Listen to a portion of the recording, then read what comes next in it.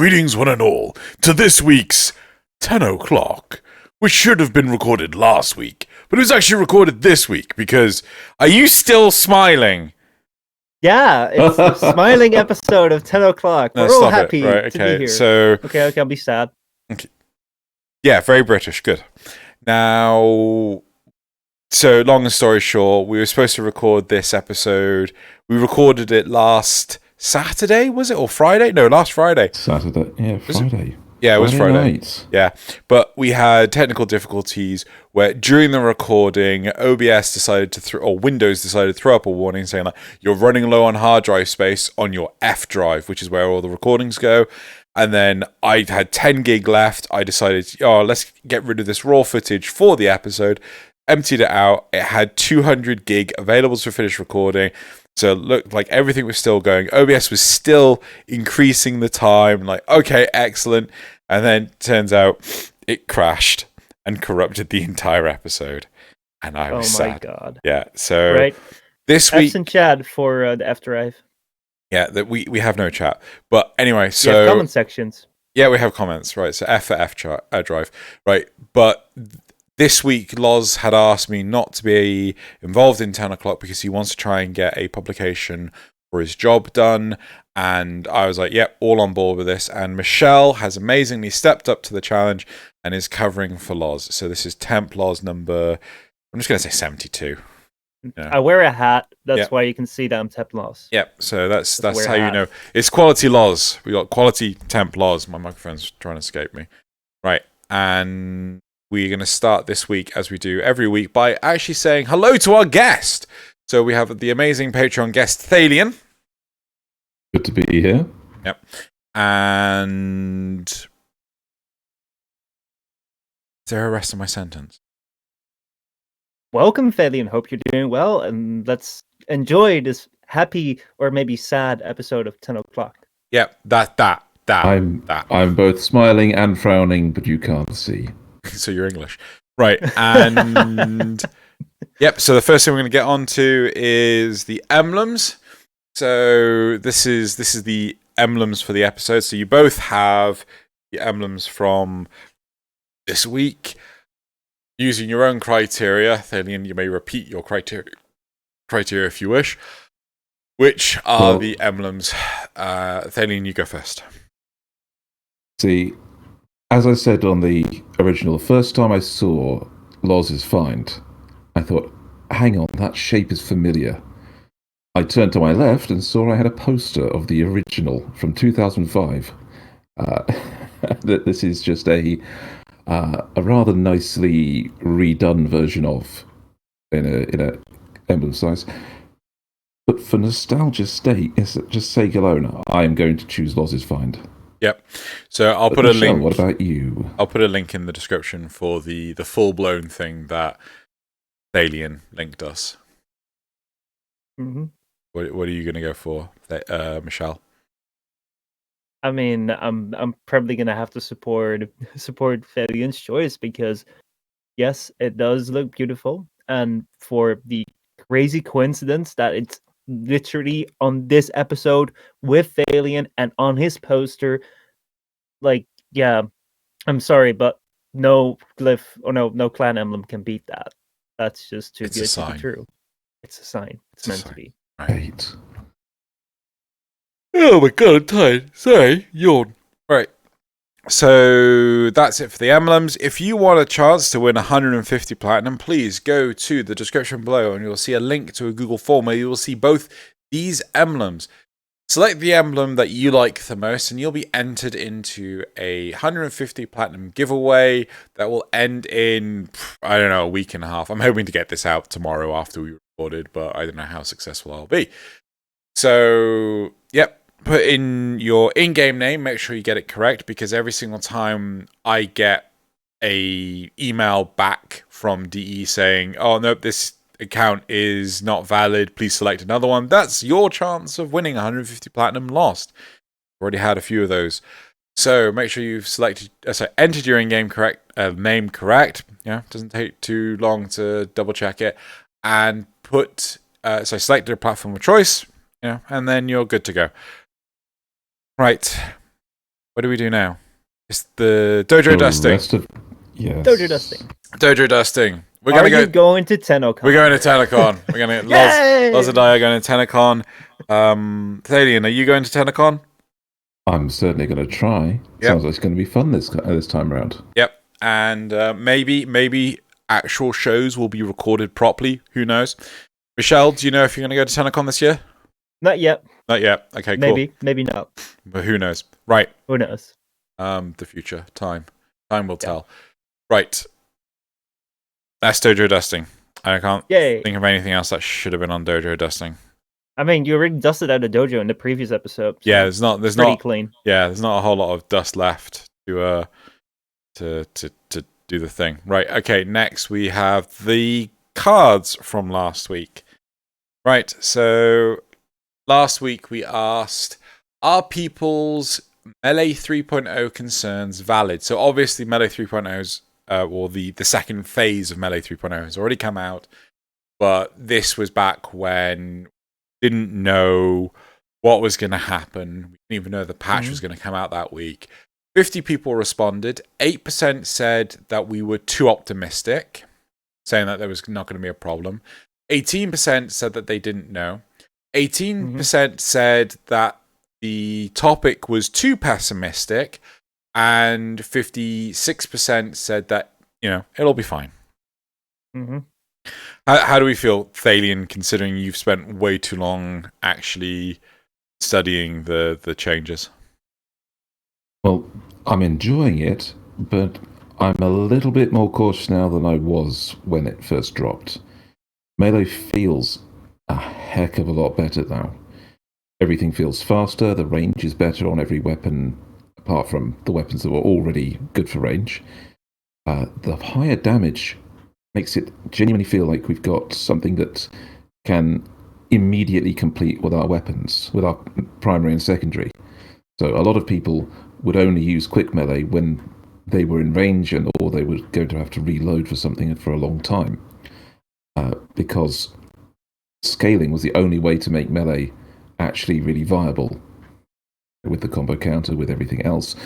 And now that that's all changed, now we've got this massive boost on all the low-end weapons, they all seem to be equally viable. But for up to star chart level, I've been hunting down a lot of Kuva Liches lately, and a lot of the missions now start at level 100 and go up, which is sortie level. And yeah, it does feel a lot easier with the weapons as they are now, with the right modding and using the right stances. You can equally shoot at an enemy or melee a couple of times, and it's just as quick to kill. But I have noticed that quite a lot of things don't scale quite as well as they did. A couple of long runs into survivals have shown me that the changes to our condition overload, to our blood rush, they're not as powerful anymore, and they don't quite scale as high as they used to. Is that truly a problem? I don't think it is. I think there's a shift that we're going to have to adjust for, where now your attack speed is far more important for laying down things like status, like regular crits and bleeds, than it was before. I noticed a couple of other YouTubers were pretty much picking up on the same thing, where before, even if your weapon was slightly slower, if you built for the top damage, it evened out. It actually, you'd hit harder, even if you hit slightly slower. Now, you're actively encouraged to put your full speed on with Prime Fury, and sometimes even including Berserker on that. And fire off as many attacks in as short a time as possible to get the same effect that you would have had from a couple of heavy hits before. Cool. Michelle, how much have you put into the whole Melee 3.0 Phase 2? Honestly, I haven't done too much because most of my time so far has been spent on playing the Kuva Liches for something we did together. But and yeah, during that time I was just playing the new melee weapon from Grendel. So like you didn't necessarily notice much difference in the sense of like I had a experience with that weapon and afterwards. I'm more of the mindset of it will be fine. And I know some people, including Sakimus, will not like that, but as far as I've felt throughout Warframe's history, when it came to updates and very rigorous reworks, it will always like equal out to a state where everyone is rather happy and fine with it. I've never seen a rework that stayed in place, which was the end of the world. And so far, I'm not feeling like it is at this time at all, limiting me in any capacity with my melee. Maybe if I explore more, I might find more, but so far I'm really happy with it. Do you notice any of the stance changes? Because when you're using your master, what stance did you put on it? I do not remember of like the new weapon. I don't know. The one that fits the thing. Yeah, I haven't. Yeah. My focus was on getting the Kuva things, and I just level it up at the same time so that I can. Oh, I did notice, especially when you bring in the aim combos, but also that I'm so glad that they brought back fully switching to melee mode, because now you can actually hold block and things while you're walking around, and make use of their new block feature that blocks 100% of damage. And just a little change like that, to bring back something we had, has made a whole lot of difference, I find. Because the manual block right now blocks 100% of damage, right? Yes, in a cone of effect. That is pretty nice, because I remember we used to have that way earlier on in the game, that blocking would block 100% of the damage, and they nerfed it to not do that. And that made very little sense to me, because blocking is already quite passive maneuver. Like, you got to do it and you can't attack while you're blocking because you're blocking. And then if it doesn't block 100% of the damage, then it's a really hard sell for people to do. And now this makes a lot more sense. I agree. Cool. I'm gonna have to drive us on though, because we're only on the first card from last week. So sorry guys. The second card, we asked, how should Teshin be introduced? 50 people responded. 2% said that they didn't care. 16% said the junctions, which I think was my suggestion. 22% said a new quest, and 60% agreed with the topic, which was put him in the mastery tests. So yeah, where do you guys sit on this? I think it's really interesting, the support towards the mastering tests. I personally feel that I would like a new quest, but that could be a lot of work. And the junctions have been like really out there, but without any love. Like, they're just there. And if Teshin could somehow be connected to them, maybe via like you see him every time and you learn a little bit more because he gives you some voice lines every junction you go through, and that's a great way of introducing him. And yeah, that would make me choose for junctions. Cool. Thaylien? Well, I mentioned before, I actually did in fact make an entire thread of this on the forums about introducing the characters. But I like the junction plan. That actually it does have the idea of bringing in a character to do that and make sure they announce it. Just voice lines. Yeah. And D did make the step in the right direction with having characters pop up for your daily tribute to give you things. That's an interesting one. But my whole take on this is there should be a quest, because there's a lot of side content that gets introduced and isn't introduced in any way near well enough. So PvP, for example, but also the syndicates and the relays and what those mean to the syndicates, what they, why it's important that they exist. In the same way that DE introduced Cetus as our first colony of actual individuals we can meet and protect and have some investment in, and then same with Fortuna. The relays were supposed to be the start of that, and they're really not, because there's no introduction. So I thought a quest, just call it the relays. First time you go to one, or once you reach a certain low MR, like MR3, because I think you start trading at MR2. Yeah. It then directs you to a relay, and you start a little introduction quest. Maybe you get the guy who does the Laverian, just to have you walk into an empty relay, and he introduces you to the areas, and the syndicates might give you little quests to go on, just little short, with quick reward quests that give you something to highlight who they are, show you what syndicate medallions are, for example. So that's how you level up with them. And then lead you on round to Teshin, who introduces you to Conclave via, I don't know, a Spectre, a bot-based PvP session.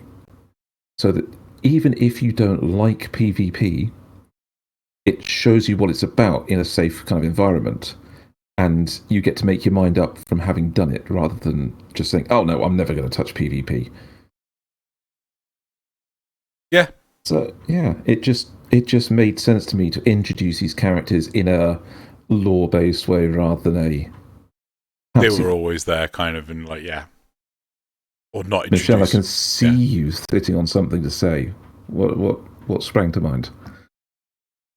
Well, first of all, I agree with your introduction thing, especially for a quest would be amazing.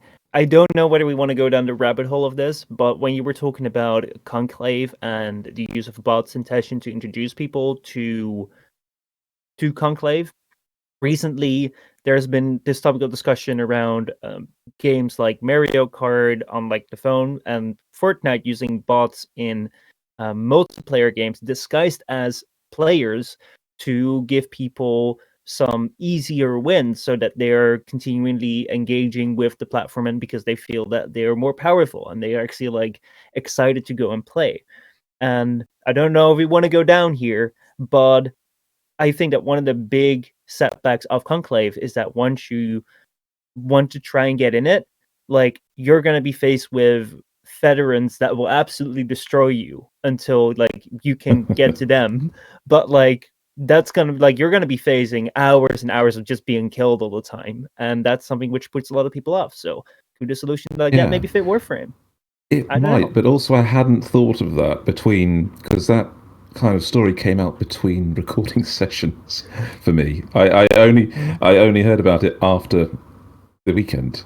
So yeah, on the one hand, that could be a fantastic move to get people in, but on the other, it's also a reason where they can say, well, no, I just don't like this at all. I don't like these formats. I don't like this gameplay mode.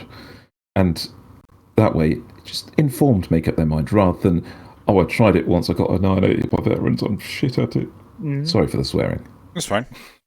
Yeah, we're over 17 minutes in. Swearing's fine. YouTube doesn't care. Right. No. And then the last card we had is, do you trade in animal cosmetics?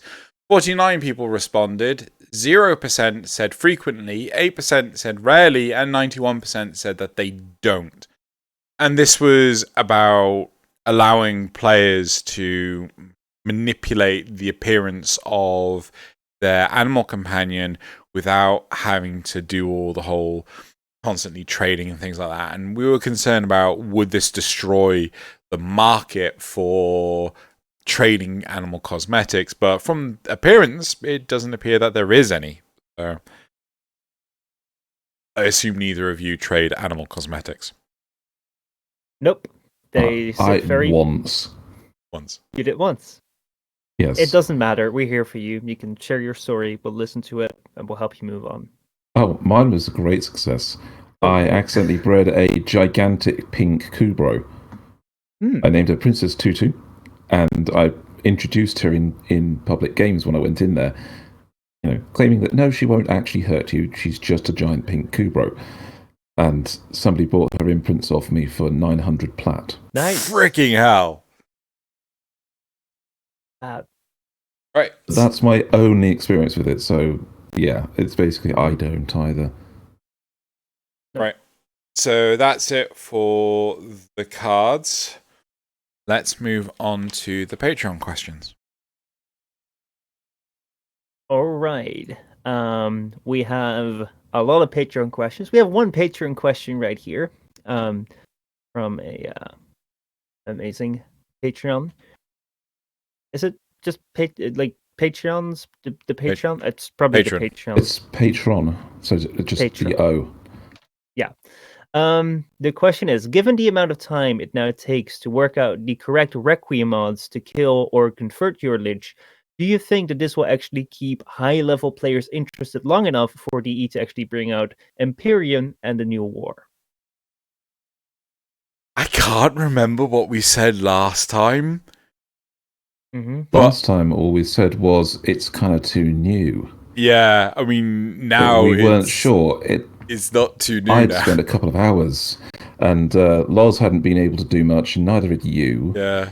But now we've even had updates to try for DE to actually say improve the speed Mm-hmm. of how we get them and how we work out the correct Requiem mods and Yeah. how we deal with our Lich. So have you played at all today, Michelle? I have. Right, I can actually say that from my experience, this update has got me playing a lot more because there's a lot to do. Now I can understand where DE is trying to speed things up from, because it's like if you want to get to your first Kuva, it's going to take you hours. But if it will like keep people interested long enough, I think that like if people want to get all the Kuva Liches and all their weapons, it's probably going to take them a few weeks to a few months.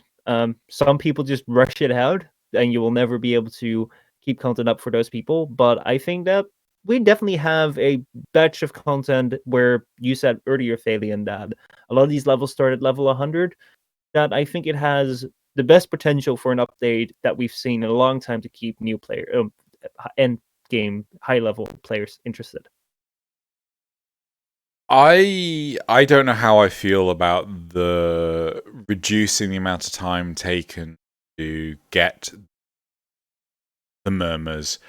Like, I imagine a lot of players are happy with it, but from what I have heard from players in my Discord, the amount of time it takes now is tiny in comparison. One of my plannies, he managed to get all 3 murmurs in something as short as 8 missions, and it's like, wow, it would take us like 8 missions just to get one. Oh yeah, it did. Yeah, like, so Yeah. this is massively reduced the actual time taken to get the murmur. Mm-hmm. We did it over the weekend, and it took us about 60 to 80 murmurs per murmur to complete, and you got about 6 to 10 thralls. So you were running about 8 to 10 missions for like a single one. Yeah. Which gave us a couple of hours of content, which I can understand. It may seem like a lot, but at the same I think time, it would give like, us more than just a couple of hours.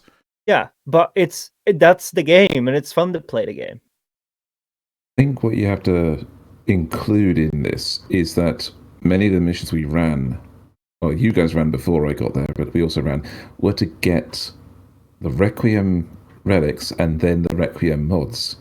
And so you've got that RNG on top of RNG on top of RNG to get to your end goal.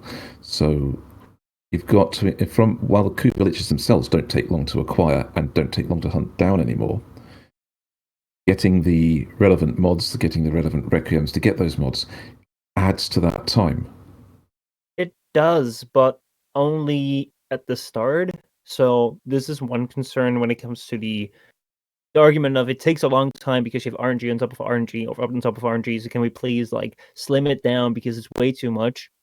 It's like I can understand that if you want to take down your first Kuva Lich, it's going to take you a long time to get there.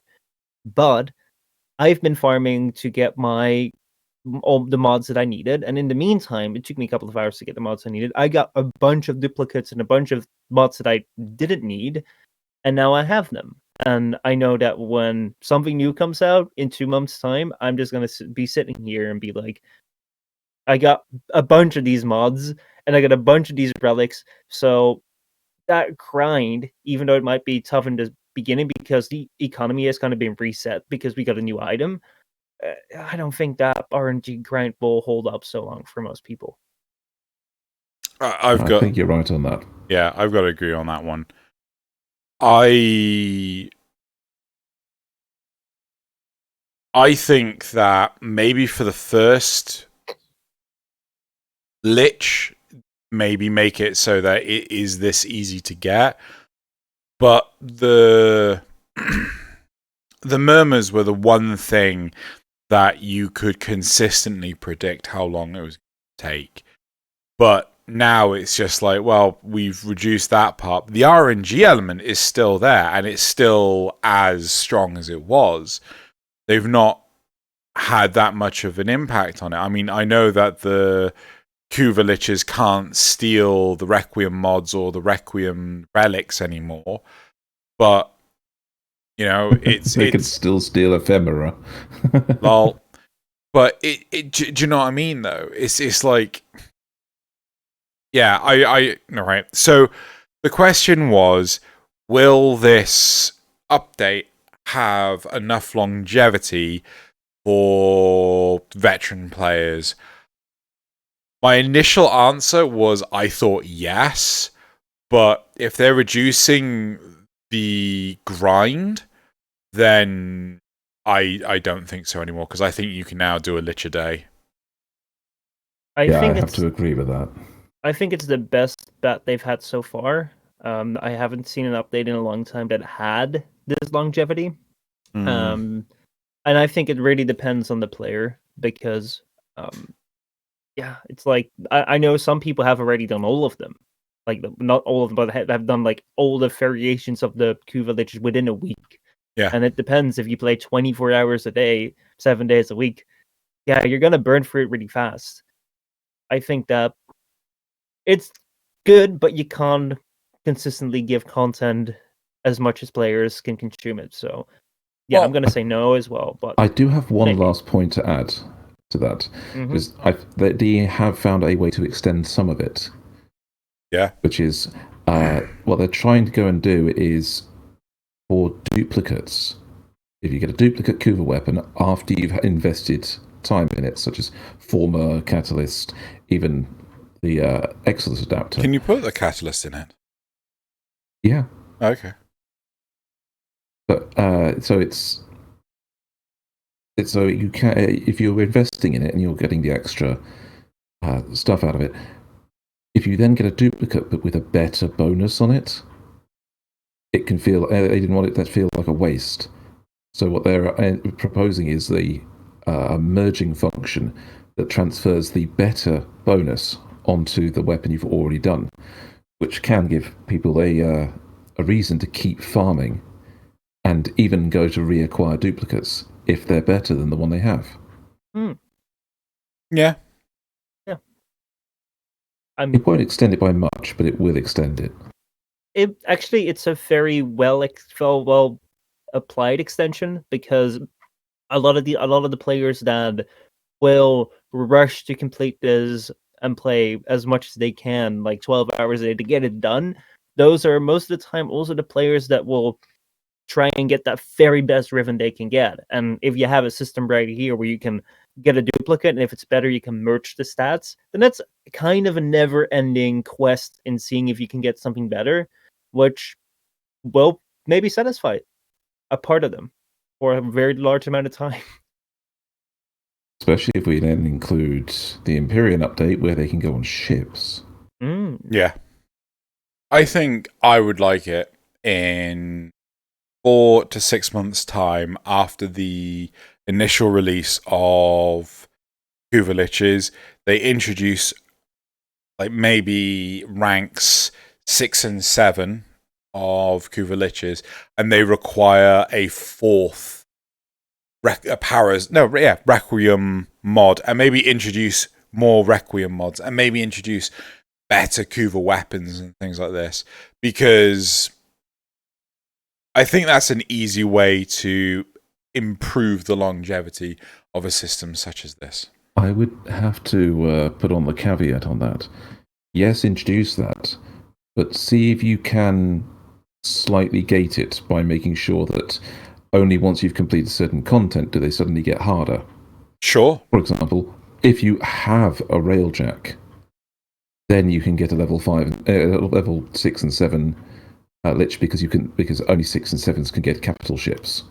I would say after New War. Yeah.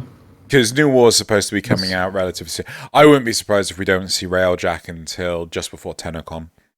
Mm-hmm.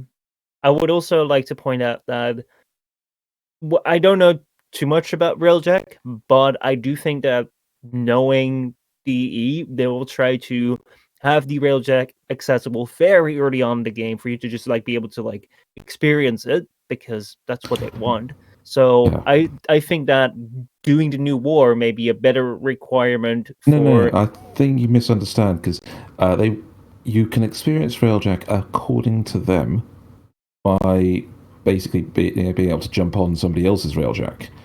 Mm-hmm. And you'll only be able to build your own Railjack once you've reached a certain part of the content anyway. Mm. But if you choose not to, that doesn't actually influence a lot of gameplay until you actually encounter Empyrean content. Okay. So unless you do that, then you still can't actually access Empyrean content. It's only once it is the soft gate to getting into that content anyway. All right. Well, yeah, sure. I think because if a person gets their first Kuva Lich and they've happened to have completed the New War already, suddenly they now have a Kuva Lich that can go up to rank 7 and a Kuva Lich that can take 4 Requiem mods instead of the 3 that everybody else started with. How about making that gate within the system itself, so that you would have to have gone through each of the standard variations of the Kuva Liches first, and then once you've done that, you've defeated all of them, then the other ones unlock. That's exactly the kind of thing I was thinking of. You gate it via content, so maybe you have to have killed and converted a Kuva Lich, one of each. Yeah. Before it will unlock the higher level ones. Something like that. It as long as it's something where newer players, as they come into the system, still get the basic difficulty, and it's only once they've experienced it they move up to the higher difficulty. I mean, again, that's improving longevity as well, because they can be quite happy doing what they're doing with the Liches at the first point, and then maybe when they discover that they can build a Railjack, they suddenly realise that the Kuva Liches go all that much further, and they can take on capital ships and everything. Right. I'm asking the question to the audience. Do you feel that Kuva Liches have longevity? And the answers are going to be yes, not after the patch, and no. Maybe in the future with updates. How's that? Actually, I'm going to take away... no, put never did, and maybe with updates. But 2 of those are the same. I don't think so. Maybe with updates and not after the patch are the same thing.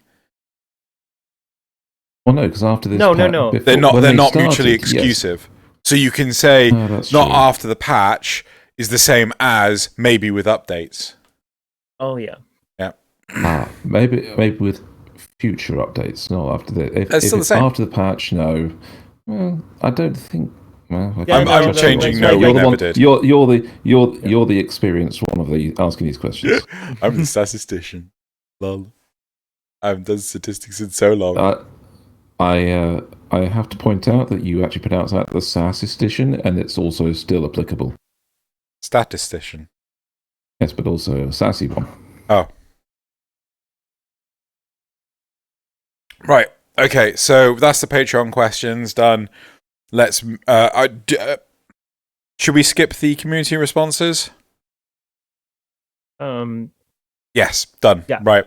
Moving on. We're skipping those because we want to make sure this episode comes out, and we're going to go straight on to the topics.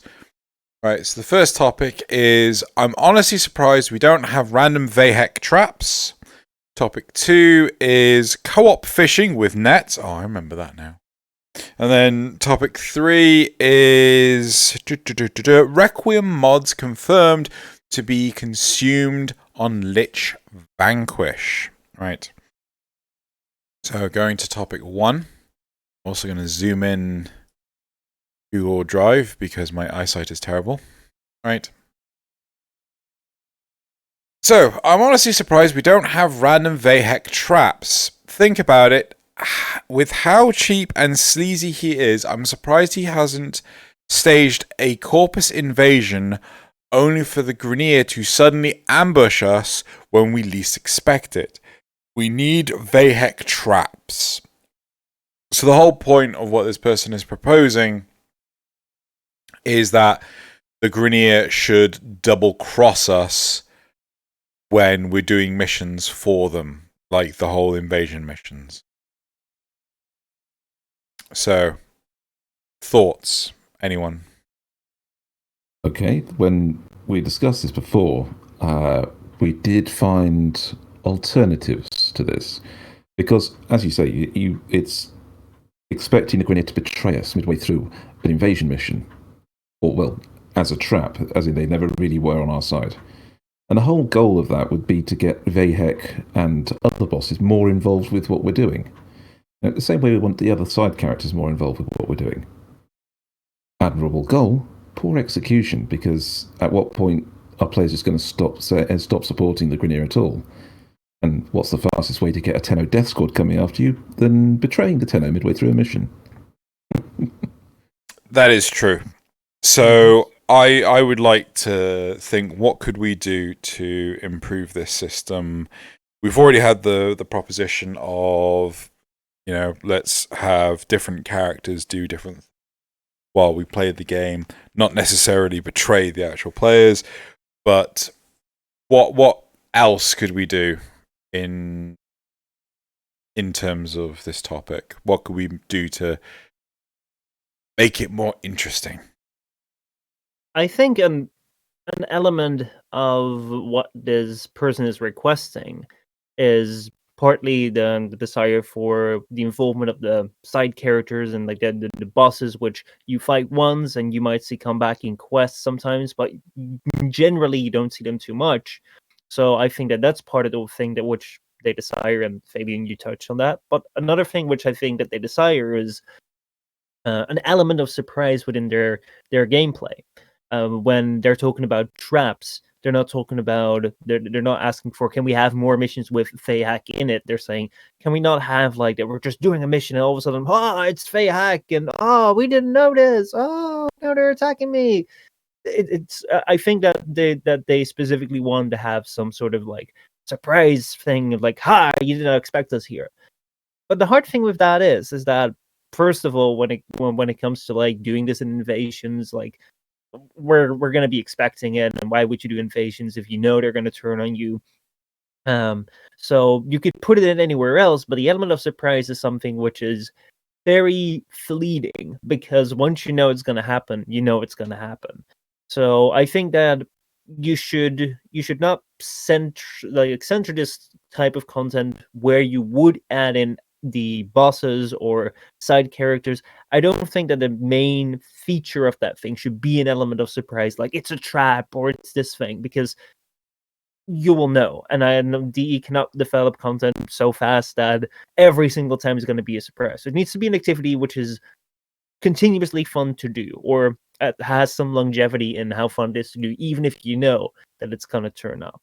I think, go ahead. I think there's a bit more to it than that, because, like, especially with the likes of capture missions, when you've quickly rushed all the way to the capture target, you've caught them, and then all of a sudden it goes, we're now in exterminate mission. I feel that if there's going to be a lot of backlash where I've chosen to do a capture mission, not an exterminate mission, right? I've chosen to do a mobile defense mission, not an exterminate mission. I think if the missions can be so wild and varied. There needs to be something in place to protect those players that hate the frustration of, having their chair pulled out from under them. Right? Yeah, absolutely. So, well, after we discussed it last, I did think about it more, and the idea I liked was the idea that while playing one type of mission, other bosses can technically invade like a hit squad, but turn a mission into a crossfire variant of that mission. So if you're playing a mobile defense, you're still playing a mobile defense, but Grineer are invading your Corpus mission and are fighting the Corpus and you at the same time, like a regular crossfire. So you're still playing the same type of mission. You've still gone in for that. You're still playing a capture and you're capturing a target. But once you capture the target, when you're trying to escape, Grineer are pouring in as well as Corpus to stop you. So I like that idea. So just to clarify, we're not talking about changing the mission from a capture to a crossfire extermination? No, we're talking about, so instead of a crossfire exterminate, it becomes a crossfire capture, or a crossfire rescue, a crossfire mobile defense. Exactly as you would have done before. You're still having to complete the same objectives, but the boss of another planet is also trying to fuck over the boss of this planet, and so they're interfering with the mission and your enemy at the same time. Like the way that invasion missions actually do work in the moment, where they're trying to take over a node. So you could be playing one, and if you and they've just for your mission, they're launching a small invasion force. So here's a question for you. I'm trying to keep it in the same vein, and I hope you feel it is the same vein. How would you feel if you had a rescue mission, you turned up to a Europa outpost, and you've climbed up the column where all the prison cells are, you've opened all the prison cells, and the prisoner isn't there, the rescue target is not there, right? And then you have the raptor turn around and go, haha, I predicted you would come here, and I have moved them off planet.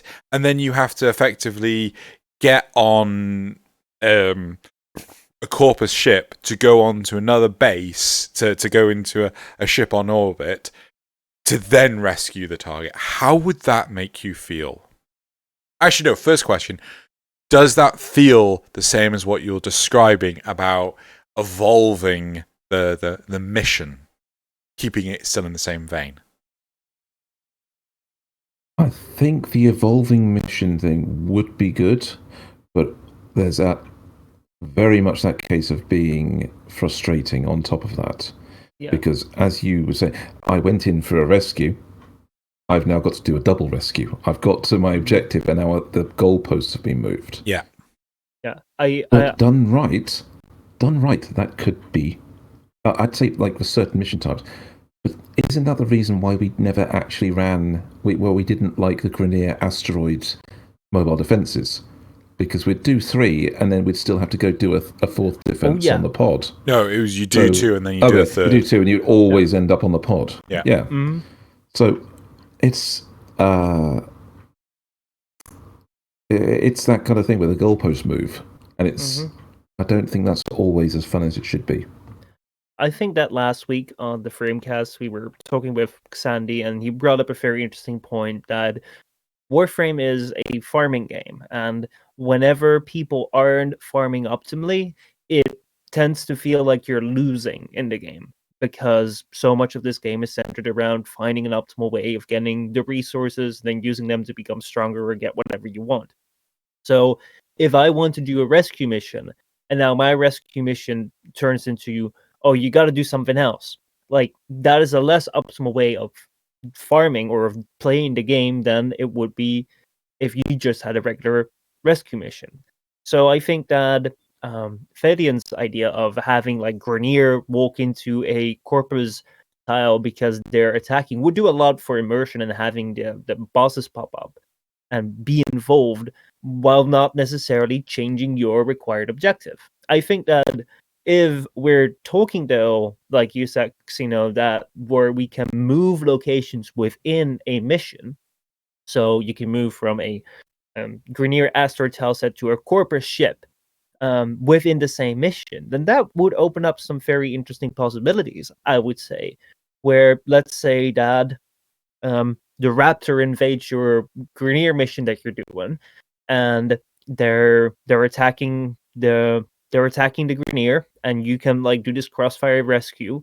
Then you can choose to board the Corpus ship and go after the Raptor, or like maybe there's a special sort of mission where, hey, if this thing pops up, you can go ahead and like jump on the ship and get like a special reward. It's kind of like a stalker spawn in a sense, but then it's an optional mission. Like...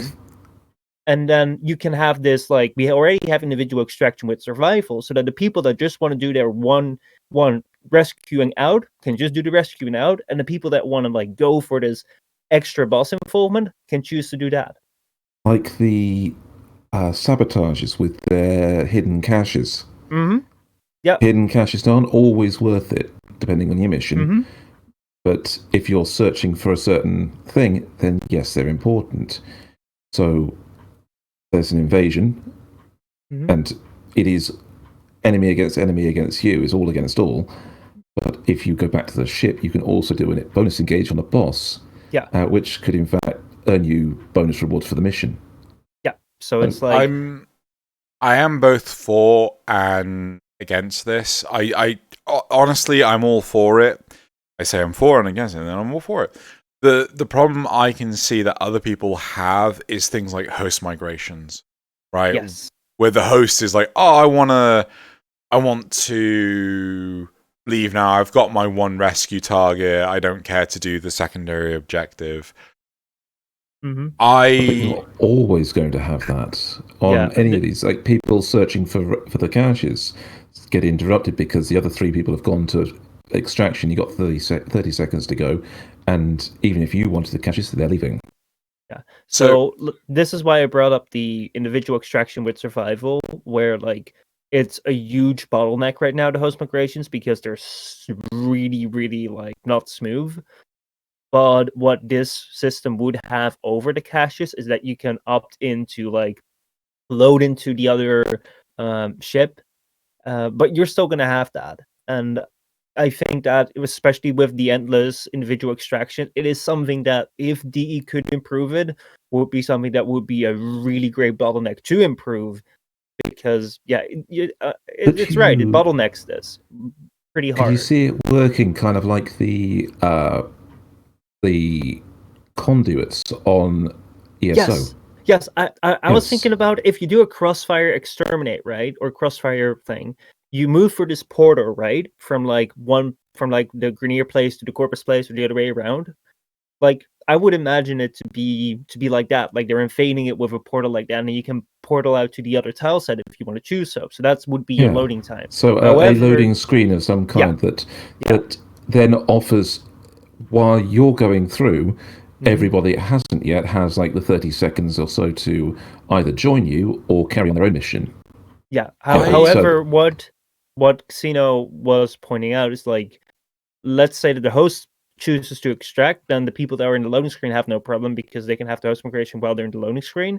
But what if the host jumps out and the rest wants to continue? They will have the host migration, even though they don't have a loading screen because they're just doing this mission. So considering computers these days are becoming more and more powerful readily, I'm wondering if something could be done, like a design philosophy could be adopted by digital extremes, where every client technically has a copy of the server in the background to reduce the amount of time for the game loading. I mean, the game loads pretty damn quick as it is if you've got things like an SSD and stuff, but the idea of actually having a secondary host in the background, and then literally it is such a quick swap over, I think would really have a positive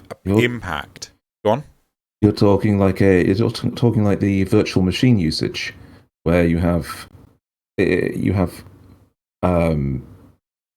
hosted VMs. No, because I've seen our IT department doing that, where they've got a server that actually, if it's set up so that if somebody turns off one of the physical machines, it picks up within seconds on another machine. So that clients are never actually seeing the difference. So the premise I have, I honestly do not know how successful this would be, but the idea is that technically everyone is running a secondary server, right? So anyone could pick it up, but I think it would prioritize on the 1, 2, 3, 4 system, and then that way, when the server tells the client, so when the host goes, right, player 2, you have just picked up, a corrosive projection, right?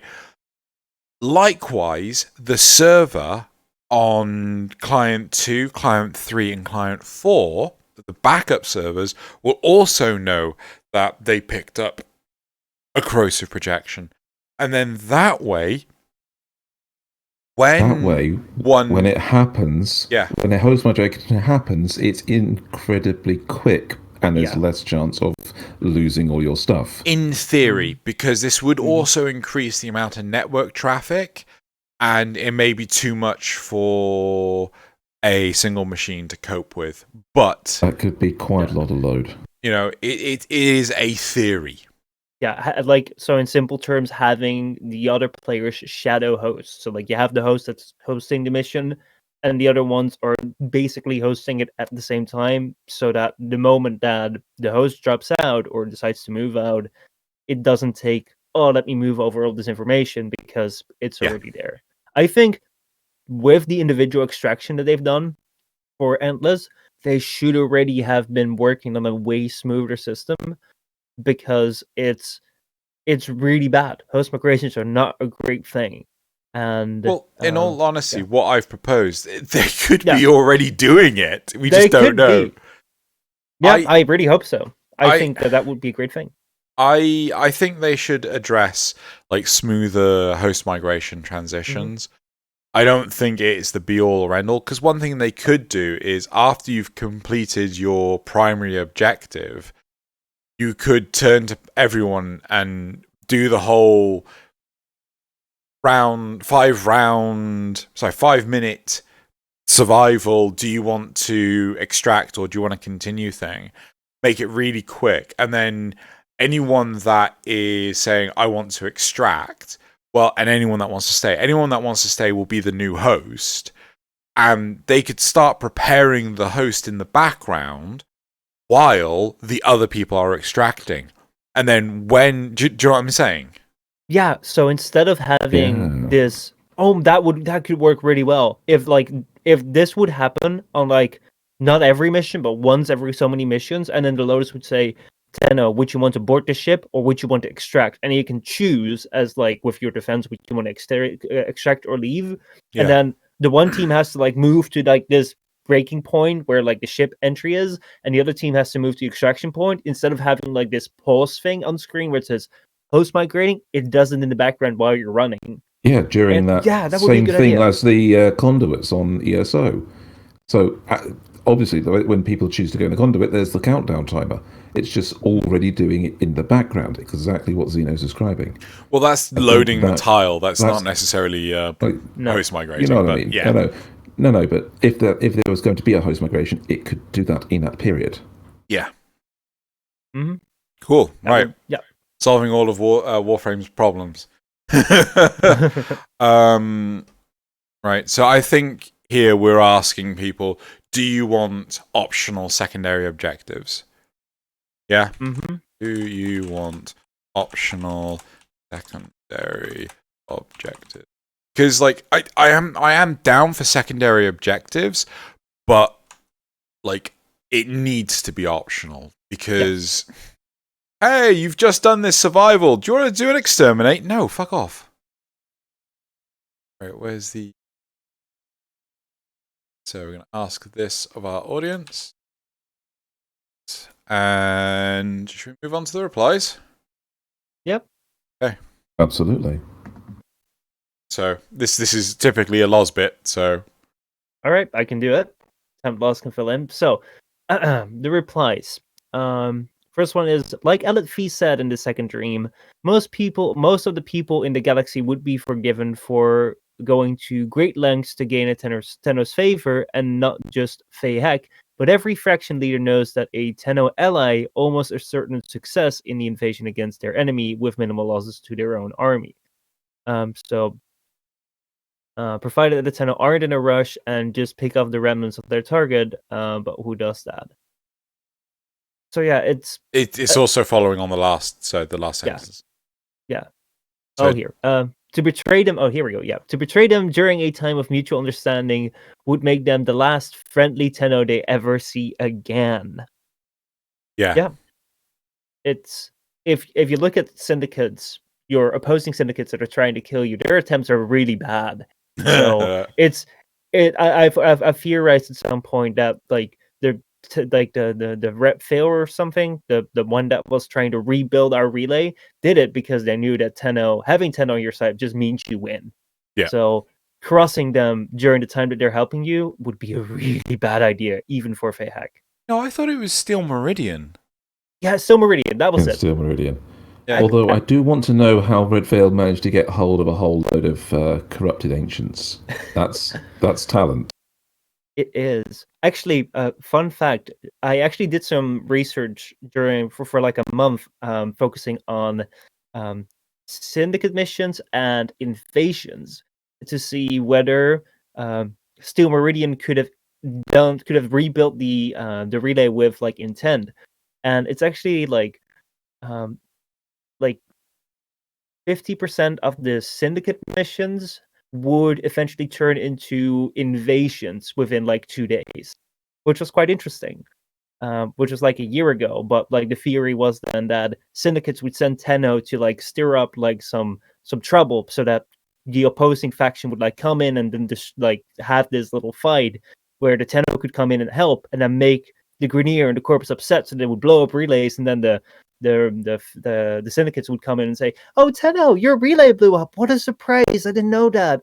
Can we help you? We'll rebuild it." And then look at all our things that we're making, so that you really want to join us, right? It's just one big conspiracy. I think it is a really good conspiracy, but it kind of begs a depth that I'm not sure DE would have put in. No. Yeah, it's true. I think one thing that I would seriously like, you know, stemming from the original topic, I would like to see random bouts of the infestation. So, like, you're playing maybe you're doing a crossfire mission with the Corpus and the Grineer, and then all of a sudden, like, the Grineer start, like, horrifically mutating into Chargers, and then was it Chargers? Yeah, Charges. Yeah, and then the Corpus will start horrifically mutating into the I'm just going to call them the Runners. I don't know what the bloody names of the ancient Runners, Leapers, and Crawlers. Yeah, so like I think it'd just be really nice if the two factions start horrifically mutating, and it's like, oh yeah, this is turned into an exterminatus. You know, please blow everything up. And maybe drive the whole thing into a star, into the sun. Yeah, good idea. Cool. Nothing can escape because it will otherwise infest the entire universe. But if you kill 20, we'll be fine. You're broken. One of my favorite experiences with invasions was because it's Corpus. Ooh, you just cut out. Did I cut out? Of bounty hunters. Sorry. There was a glitch. Can you repeat that? I say my favourite experience with an invasion was that because it's both factions, all three of your bounty hunters can spawn on you. So I had an invasion where the Zanuka hunter spawned, then the G3, and then the Stalker appeared and started fighting the G3 with me. What the hell? So all three of them appeared in one mission, although I would have liked to keep the Zenuga Hunter alive if I'd known the other two were coming. Oh, wow. You were just like, what's this, a crossover episode? Can you force that with beacons? Maybe. I don't know. Could The be wolf. genius. The wolf versus Stalker. Right. Can we move on to the next reply? Yep, the next reply is it's actually the most intellect one of all. I can't see how we didn't come up with this, but here, this is the reason why this can never happen. You're not going to read the third one, are you? Being sure. The trouble with Fayhek is that he will always announce his amazing plans to the entire Origin system, so everyone would know that it's a trap. That's fair. That is fair. That's a very fair point. Like, Tenno, you thought it would be this easy. Sorry. Yep, that's Fayhek. And the first reply is that he only cares for Earth's air. Just so he doesn't take any imitations. He would not settle for Venus air or Mercury air, just Earth. Yep. So yeah. It's his.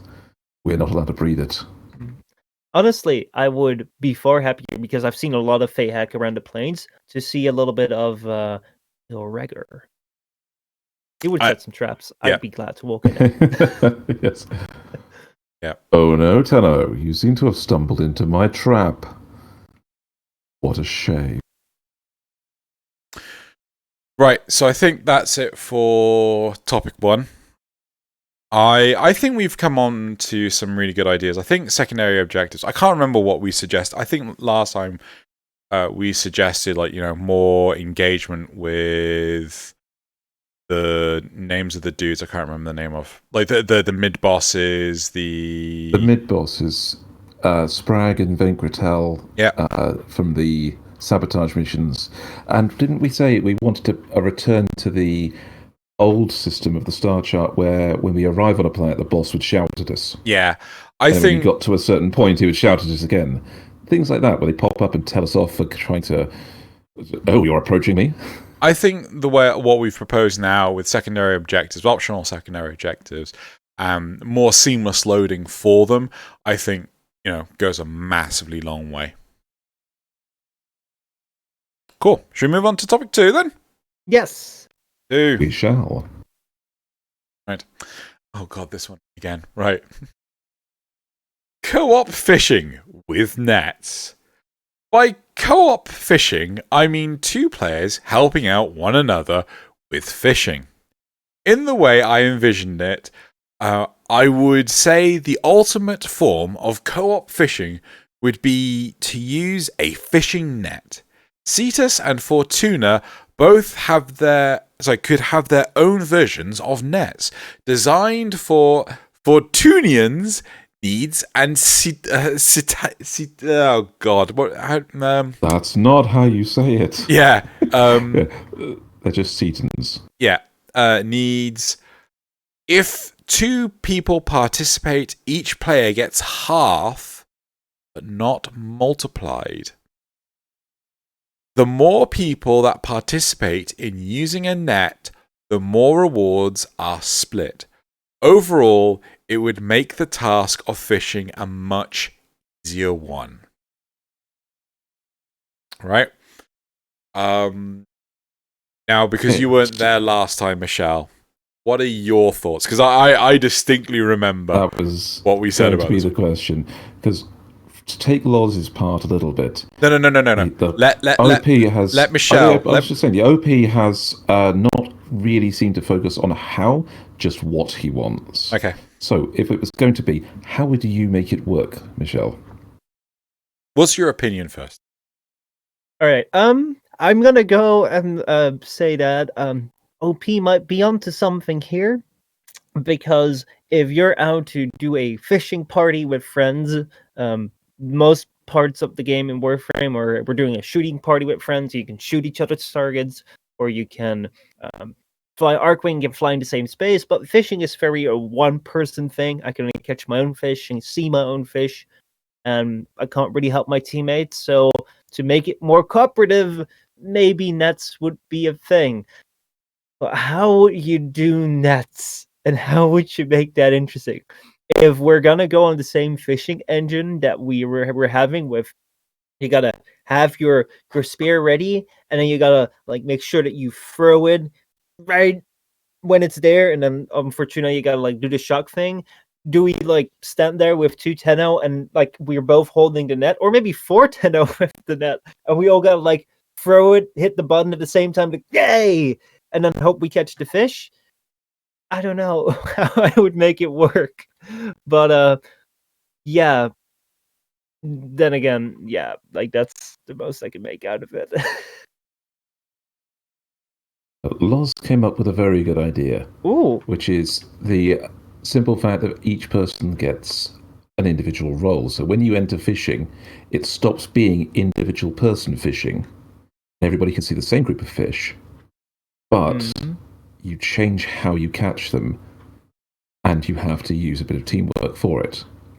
So he had the idea of somebody that could be a herder and somebody that could be a baiter, while another Tenno is a net thrower. Oh. So you have one person who has instead of a regular spear, a net spear that has an area of effect catch. And if you were just to throw it, fish are usually so spread out that you'd only catch 1 or 2 fish, and it's not very efficient.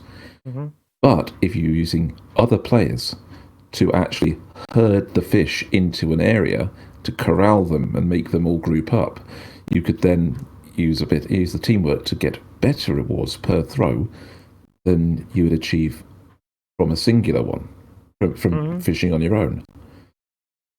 Heck, maybe even catch rarer fish or better quantities of fish from that single catch than the fish that just appear. I can see that. So like you would have like your teammates like scaring the fish into like this one corner, and then like the other one, the third member is like, haha, here I go, and then kind of tries to catch the fish. Yeah, that's definitely a way. Yeah, that's a cool idea. Xeno, didn't he come up with another one, a 4th role that was actually kind of fun? I can't remember. You've said the roles that I remember. Yeah, didn't he? It's because that was it. Transference. So yes, we know that we can use transference to get into Orokin tech. Imagine Orokin tech that allows you to enter it and control it in the water. So you would basically pretend to be a fish, right? So you would have other roles, like, for example, disturbing the bottom, but to stir up more fish than would happen. But there has to be a drawback. So maybe if you stir up a fish that's too big, it tries to eat you. Yeah. So while the others are having to like use sonar to corral the fish into one side, they could always fall in, and that resets them, and the fish get away. But the person that enters the water as the Orokin fish could get eaten and have to transfer back to their frame and try again. You know? So everybody has that little bit of risk to their actions, but contributes to getting more and more fish at a time. So these were the amazing ideas of Loz. Too bad he's unable to convey them himself. But there were a few things that we felt, or I felt certainly, that this isn't a good idea. I felt that, it's nice to actually improve this minigame, but how far do you go before it's no longer a minigame? Right? Like, this felt like it became such an involved system to get it all to work. What's to stop a player to just like it just became really overly complicated, right? And in all honesty, with the proposed system that they had in the original topic, it sounded like that this could be a way to AFK farm fish. So, one person could do all the fishing, but only get half the reward that the other person's just, off watching a movie for, which felt really inappropriate. Hmm. Well, that's Yeah. why we came up with the idea of giving other people roles, giving them something to do. Mhm. But you're right. What if it does become too much less a minigame and more a metagame? You have to. To be the most successful at fishing, you have to go with a group of 4. You have to do this. You have to do the other until you get some massive quantity of fish. My solution to this was the opportunity to set traps. Right. Also, I wanted to just say, like, one thing that I actually really do like the idea of. I do like the idea of this cooperative fishing, but it only works if you've got 4 people that are there to work together. But I like the idea. Which was it? The you park the Lisette in the middle of the ocean, and you're all sat on top of the Lisette just doing this fishing stuff, like an episode of Futurama. And but my proposition was to have traps, so you could go to that one fishing pond that everyone goes to in the plains of Eidolon, set a trap in the water, and then it was between each stage of a bounty, you would catch 1 or more fish. Right? Oh no, it was 1 fish, but you could let it pile up. So you could go do your entire bounty, and then you come back and you have 5 fish, and then you set the trap again. You go do another bounty, right? And of course, with a bit of scaling, so that it's more rewarding to do the higher level bounties, because you're more likely on like stage 4 and 5 of a 5-level bounty to catch a rare fish. So. It just feels to me like the problem with fishing is it detracts from the hunting of what's the name of the damn thing? Sorry, the gunplay of the game. Oh, gunplay. Yeah. See, so one of the things that you said earlier is that when it came to going into like the complexity of like nets or like doing the thing that Lost described, which would be a fun way of playing fishing, but would be very involved, and you're taking it beyond a mini game. And even though I like the idea you're proposing, I think that I can see where this person is coming from, where they're like, hey, if I'm fishing with a friend, we're both doing individual instances of fishing. You can't really fish together. Could be better. But the thing is that fishing is a mini game, and I feel that that already fishing and mining have treaded too far sometimes outside of the bounds of being a mini game, where you're needing certain fish or gems in order to craft like your Tenno weapons, and it's like I think mini games are fun within the game, but they should remain mini games because it doesn't necessarily attract everyone. I think fishing personally is a fun thing to do, like once in a blue moon, but I don't want to farm fishing because I don't really care. It's fishing. It's just I'm just standing there throwing a pole. It's the same thing with Frame Fighter. I don't want to farm Frame Fighter. I don't want to farm Happy Sever. But they're fun things to be in there. You take that back. Well, you didn't say Wormius. It's fine. I am Bird Frame Prime. Yeah, I know. You've got to play Flappy Zephyr. But I think that like it is fine when a minigame has progression within it, but within the minigame. So with hunting, that you can progress your hunt. I'm not sure. I've done hunting like years ago or months ago, but like if you can progress what you're doing and get a better mining tool or a better hunting tool or a better fishing tool from doing fishing, mining, and hunting, that's fine because then you have progression within the mini game. But it shouldn't like move into the main game where it becomes a requirement and you have to efficiently farm it, because then it becomes a core game mechanic, and it's like they're mini games, and I think they should serve better as mini games than. I think you're right on that. Won't work. This is why I kind of like the idea of the traps, because guess where you can also get fishing parts, like killing the thumpers. So there is an option to progress fishing without having fished. Mhm. So Yep. the idea would be that traps, by limiting you to having to go to a bounty and do the bounty, Mhm. is A, you're doing multiple things at once, but also, in the same time that you would have done a bounty, if you'd actually gone fishing, you probably would have caught more fish. Mhm. So that retains the whole thing of it being an efficient farm minigame. But if you don't enjoy it, if that isn't what you want to be doing with your time, you can be progressing it at the same time as doing other things. As long as the availability of traps doesn't mean that D is now like, oh, you got traps now, so let's put fishing so let's require fish for the new Warframe because everyone can put down traps now. As long as they're not Yeah. gonna progress it further into the requirements of building a Warframe out of fish, I'm fine. Like I think that's a really good thing. But I think they learned that lesson when they took the fish oil out of Arcwing launches. oh yeah. Oh man, it was horrible. It truly, truly was. Replies? So, what do we have next? Yeah, let me just check to see what question it was that we asked last time.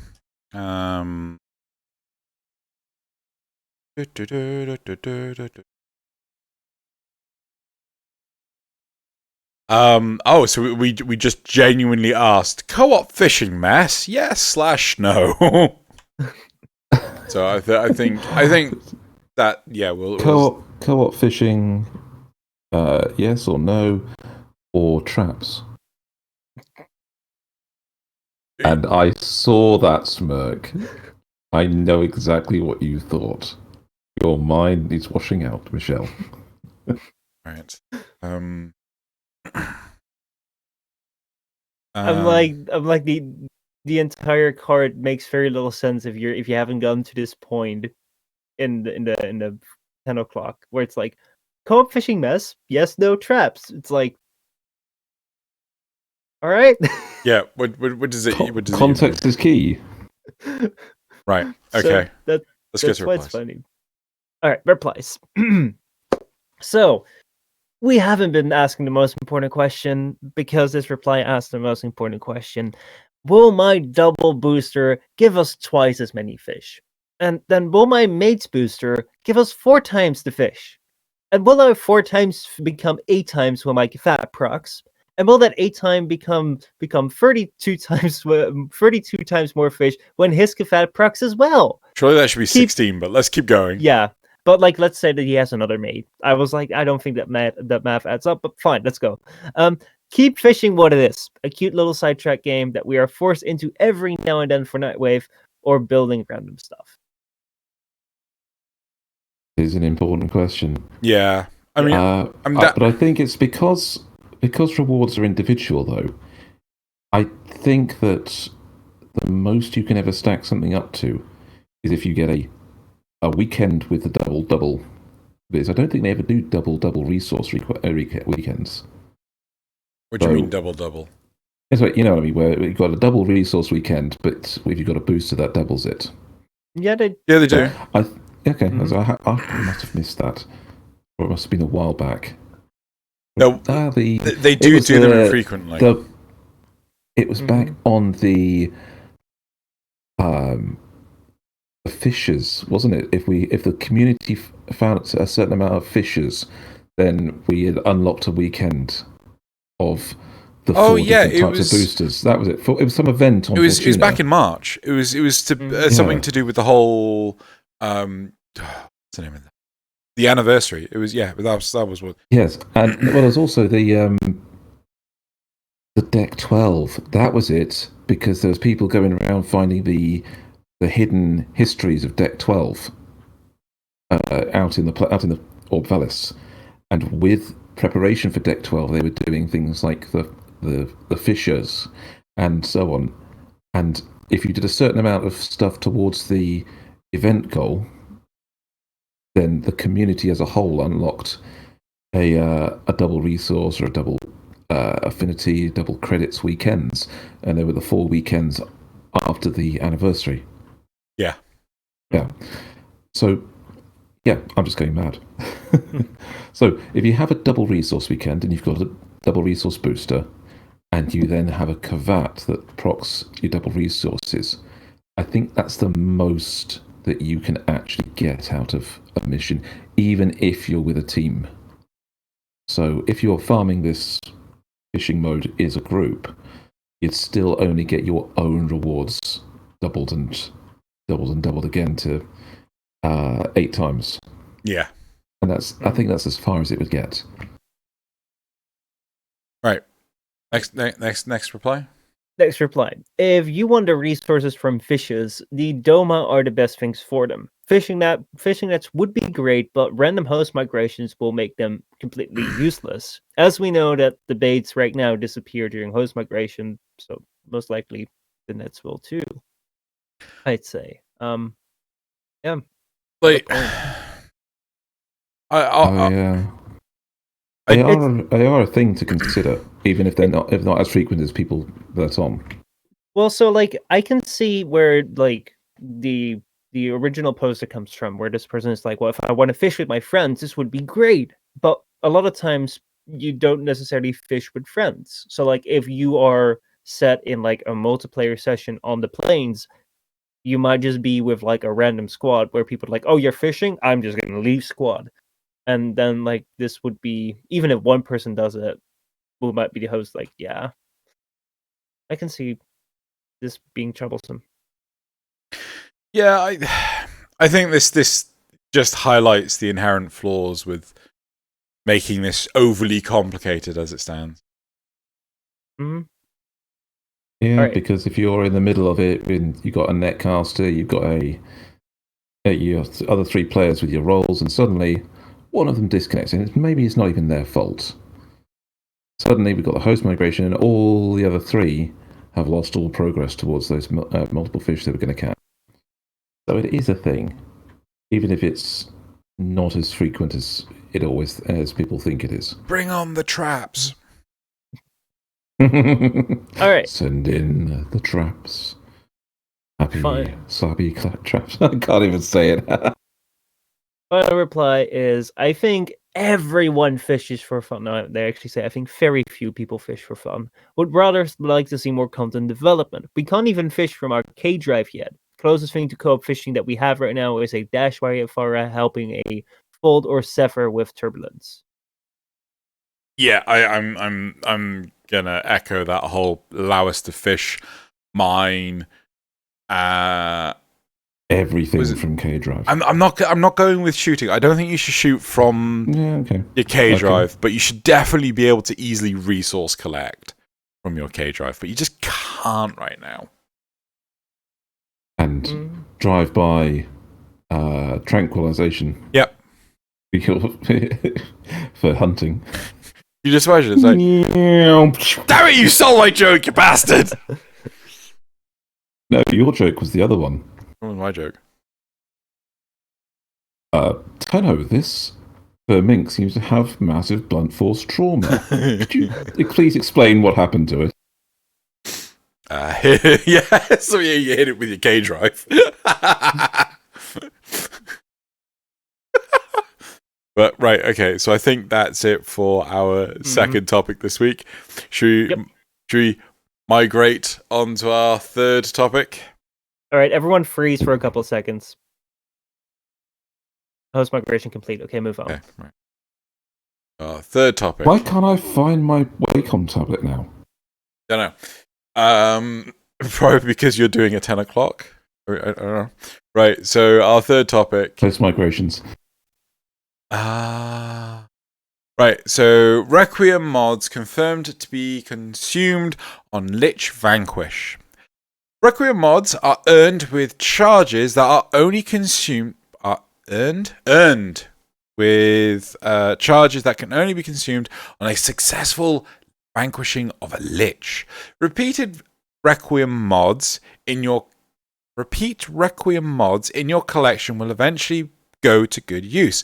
So getting duplicates won't be disappointing if you're using Requiem relics to acquire things like like Riven fragments, weapon adapters, and more.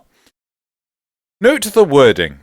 as it specifically notes vanquish instead of defeat, meaning that the mods are most likely not consumed if the Lich is converted, as indicated by the following note near the bottom of the page. Weapons do not come with slots, and you always get a custom version to your Lich if you choose to vanquish. If you choose to convert, they keep their weapon, but can join you in battles.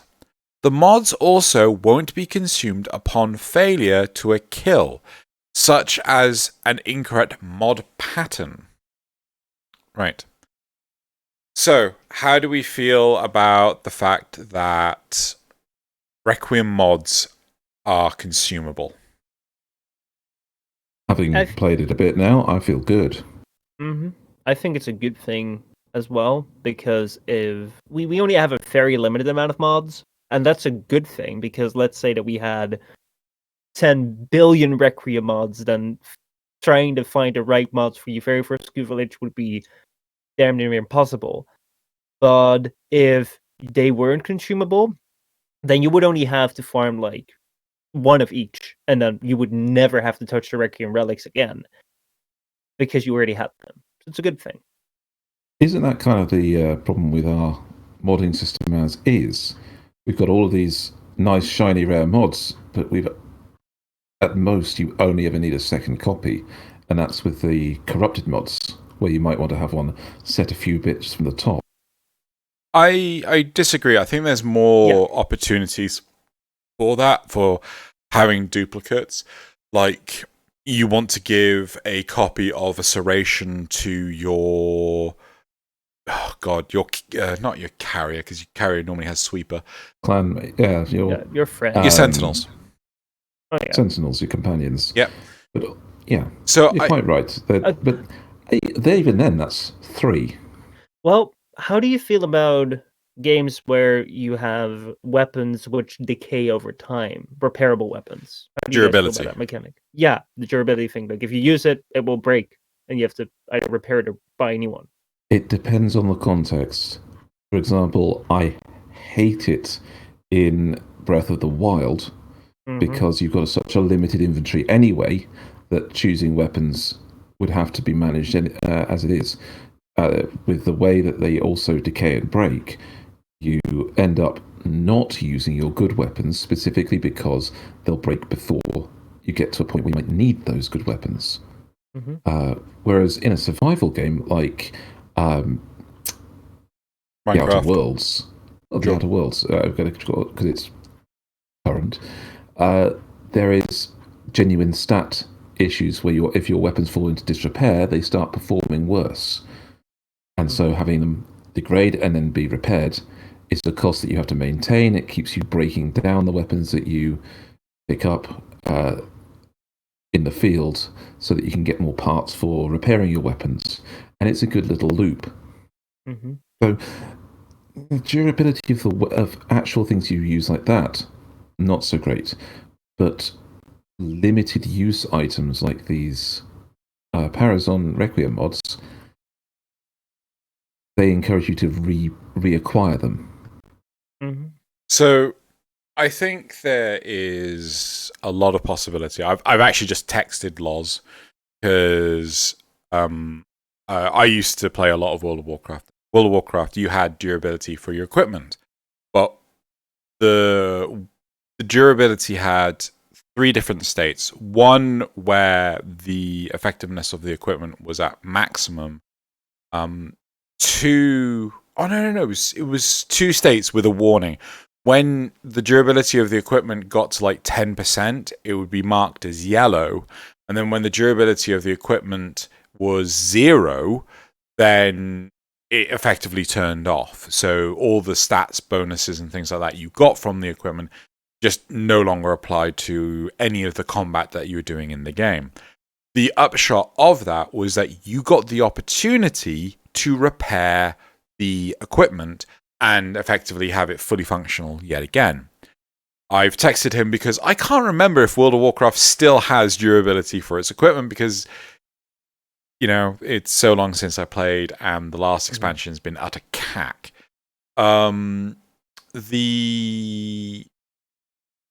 big point, the thing that I want to echo from Thaylien, and this is something that Minecraft has as well, that when you have expired the durability of a piece of equipment, it 100% breaks, right? Now, in Minecraft, you can repair the equipment before it fully breaks. Can you do that in Breath of the Wild? No, it just breaks. Yeah, so it's just gone, which I think is a horrible system entirely. Especially when the durability of the equipment does not last long at all. You are constantly going through weapons and that. So It's something that genuinely is a rare thing in Breath of the Wild. Is a weapon that if you break it, you can actually return to a certain point, and a particular craftsman can repair it because they're, particular legendary weapons. Or you get the Master Sword, and it doesn't have a durability, but more has a cooldown. So it gets to a point where it suddenly becomes unusable to you for a short period of time if you overuse it. Similar thing there. So it can be quite disruptive to gameplay. Now, I don't know because I've not actually expended one. Actually, Thaylien, have you used up one of your Requiem mods yet, or? No, although I'm on one tick for a couple of them. Okay, so I'm gonna ask either of you. Can you reach out to Ral, who has done so much of this? I'll pop a message over to him. Yeah, and just ask him, like, when you use up the Requiem mods, do you flat out lose it, or do you get like a husk of a Requiem mod that you could, in theory, repair? Okay, I think that the reason that I brought up the durability of the weapons is because Thaylien was talking about why do we not have the system with the regular mods, and I think that you touched on a very interesting thing with Minecraft and having that system and having the same sort of system in Breath of the Wild, but that being like a lot worse. Generally, I don't like this durability thing when there is like a lot of complexity to it. So when it comes to like a game like Breath of the Wild, if I know that my weapons will decay, I really dislike using them because I know that they're decaying. In Minecraft, I don't have an issue with my pickaxe or my sword breaking because I know that I can just craft a couple of new ones, and you're prepared for that. It's pretty straightforward. So I think that when it comes to the general mods within Warframe, the idea is that you can personalize your build and you can find different combinations. If you constantly have to keep track of like, oh shit, I've been using continuity for like 5 missions, should I farm a new one? And at the same time I've been using a flow, where do I get that? It becomes very complicated and it just becomes a really big mess. It's unintuitive. Yes. So I think that when it comes to the Requiem mods, we only have 2 relics per tier. No, two mods per tier. We have 4 tiers. We have 8 mods. Yeah. 8 mods are pretty like okay. It's manageable. And when I was farming for the mods that I needed, I think I've gotten about 6 of the 8 already for just trying to get the 3 that I needed. And then I also got duplicates. So I think that especially when it comes to like it only depletes 1 tick when you're taking down your one when you're actually actually having a successful stab at the Kuva Lich and killing it.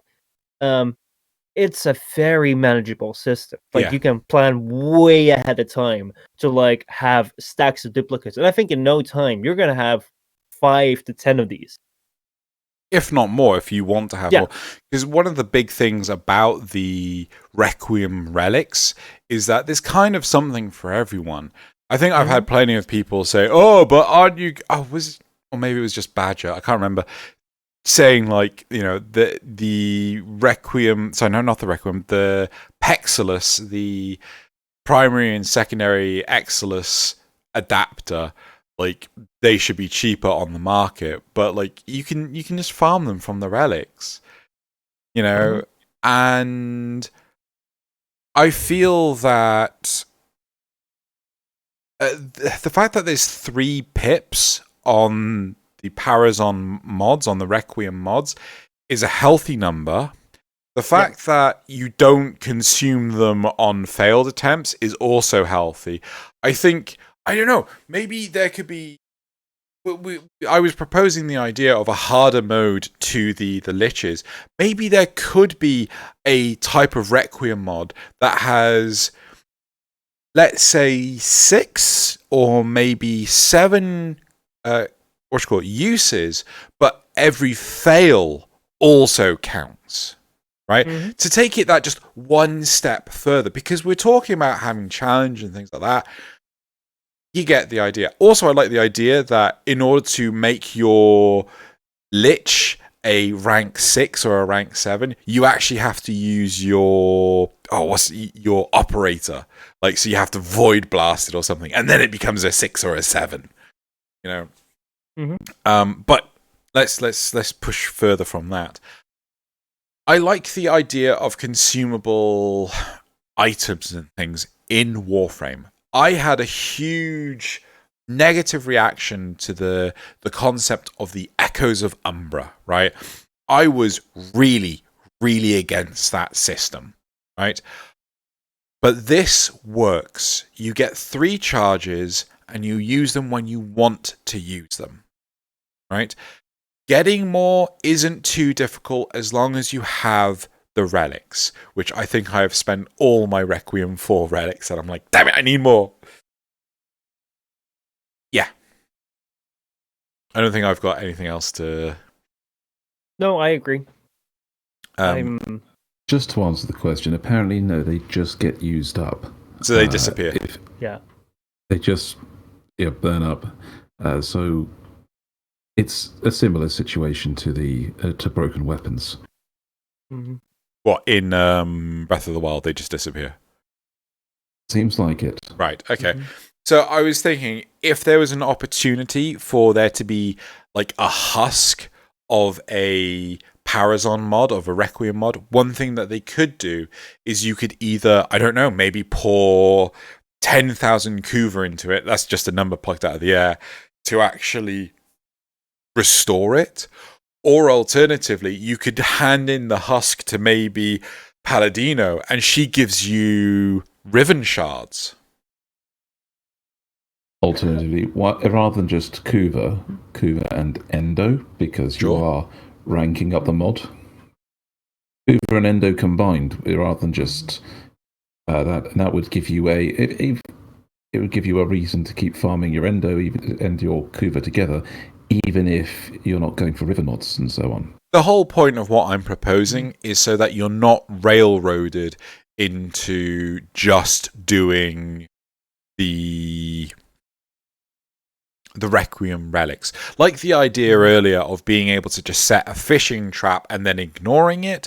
The idea of this is you're setting you are taking something that was useless and you are getting something out of it. I agree, but partially don't. It's the thing I find about the Requiem relics is while you are having to farm those specifically, and you have to go to a specific set of fisher missions to on the Kuva Fortress to crack them, you're having to go to missions that get you Kuva anyway. Mm-hmm. So you are getting rewards that you would normally be going for at the same time.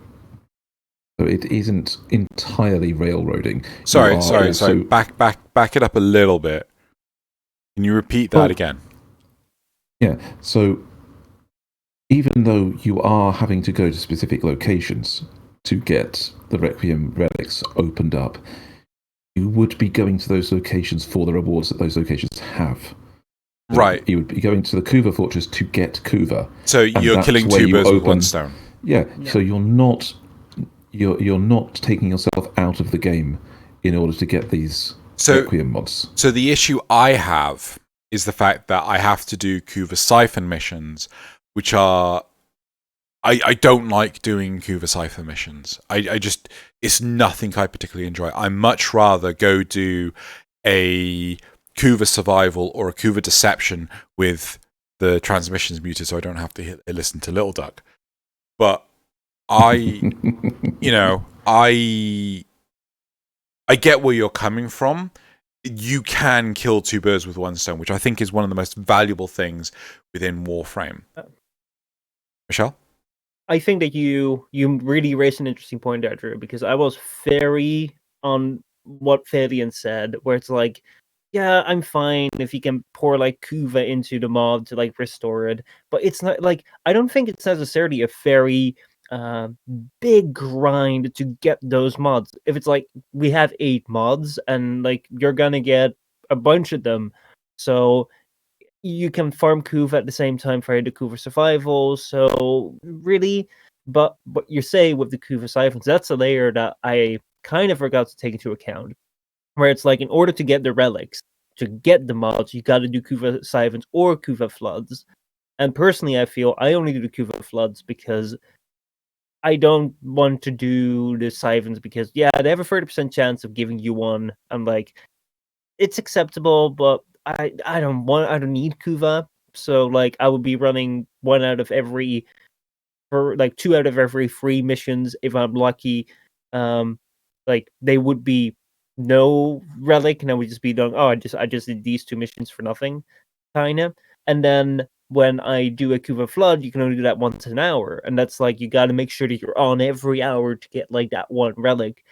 So it's tough to get them. If Actually, there was one thing, yeah, go ahead. One thing that was proposed via various different was maybe you should be able to get Requiem relics from the Syndicate relic bundles. Yeah, I was about to propose that. I think that would be a great thing. Or if you're doing the Requiem relic thing, the Requiem relic survival or any of the Requiem relic fishers, maybe just like you can get relics from doing relic missions as a reward, maybe you can get a Requiem relic mission from doing a Requiem relic fisher mission. So that maybe after using 4, you can get 1 back. So that the floods are not just the only way to get it. On the 25-minute mark, so on the 5th. Mm-hmm. Yeah, okay. I'm fine with that as well. The other alternative is maybe, okay, so you're getting Kuva from running the Kuva siphons, and so maybe we could again go to Palladino or someone else and spend Kuva to buy Requiem relic packs. So it still has this random element to it, but because how much Kuva are you guys sat on? Not a lot. I got a few rounds of the 10,000 from Nightwave, but that's about it. I have about 150,000, but I barely use it. Yeah, so. I'm on over 400,000. Right, and it's not because I don't want to use it. It is just because I enjoy doing the missions. I enjoy getting the value out of the missions, but I've not had a Riven that I wanted to re-roll. Right? Yeah, I could go find one, but maybe we could have alternative ways of getting the relics. I think cracking them should always be the same, because I always thought that you'd had to do the Kuva survival to crack them, but we discovered the other day that you can do rescues and things like that. So there are alternative missions than just the one. But so as a point, you mentioned just having other ways. There is one known other way at the moment. Yep. And that is, there is a small chance to get them. I think it's like 5% every time you go and stab a thrall for the murmur. Did not know that. No, me neither. Yeah. So you say you need 100 thralls to get through it now with the recent reductions, or is it 120 or so after the necessary reductions? That means that you should get a couple of relics just by RNG from that. You see, I would be fine with that if the number of thralls you had to kill for the murmurs was still quite high. Yeah. So I would say, yeah, I agree. oh god, whatever 8 divided by no wait. What's 100 divided by 8? 12? 12 and a half. Yeah, so if it was a 12.5% chance to get a relic off of a Lich, sorry, a Thrall, apologies, then I'd be fine with that. So then every Lich you are effectively getting 1 Requiem relics with. I don't think you should make it that you could get enough relics to, you get 3 Requiem relics so you can effectively do another Lich. I don't think it should be that easy, but no, I do like the idea that Thralls have a chance of dropping a relic. How would you guys feel about including the Kuva fortress in this? Because one of the things which I hear with like the Thralls, it's like that's a nice thing which I did not know about. But when it comes back to the chance thing. Like, I'm not gonna farm Thralls to get my relics in the same way that I don't feel like I want to farm Siphons, because it's like it's a chance thing, 30% chance. I don't know. Like, the only reason that I want to do these missions is because I want to get it. So let's say that Kuva, any mission on the Kuva fortress on the C rotation, there will be a Requiem relic, maybe alongside or instead of a normal relic, and then it's still like you gotta have the C rotation, and you might also get something else on that rotation, but you could go ahead and do a Kuva survival and get them out of that, because for like we never really had Kuva missions on the Kuva fortress until we finally got Kuva survival.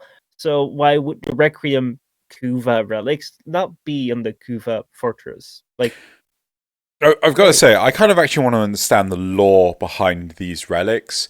Are these relics created by the Grineer? They're like, yes, we have our Superman, and we have our Kryptonite. Why did we invent the Kryptonite? Because raisins. Do you know what I mean?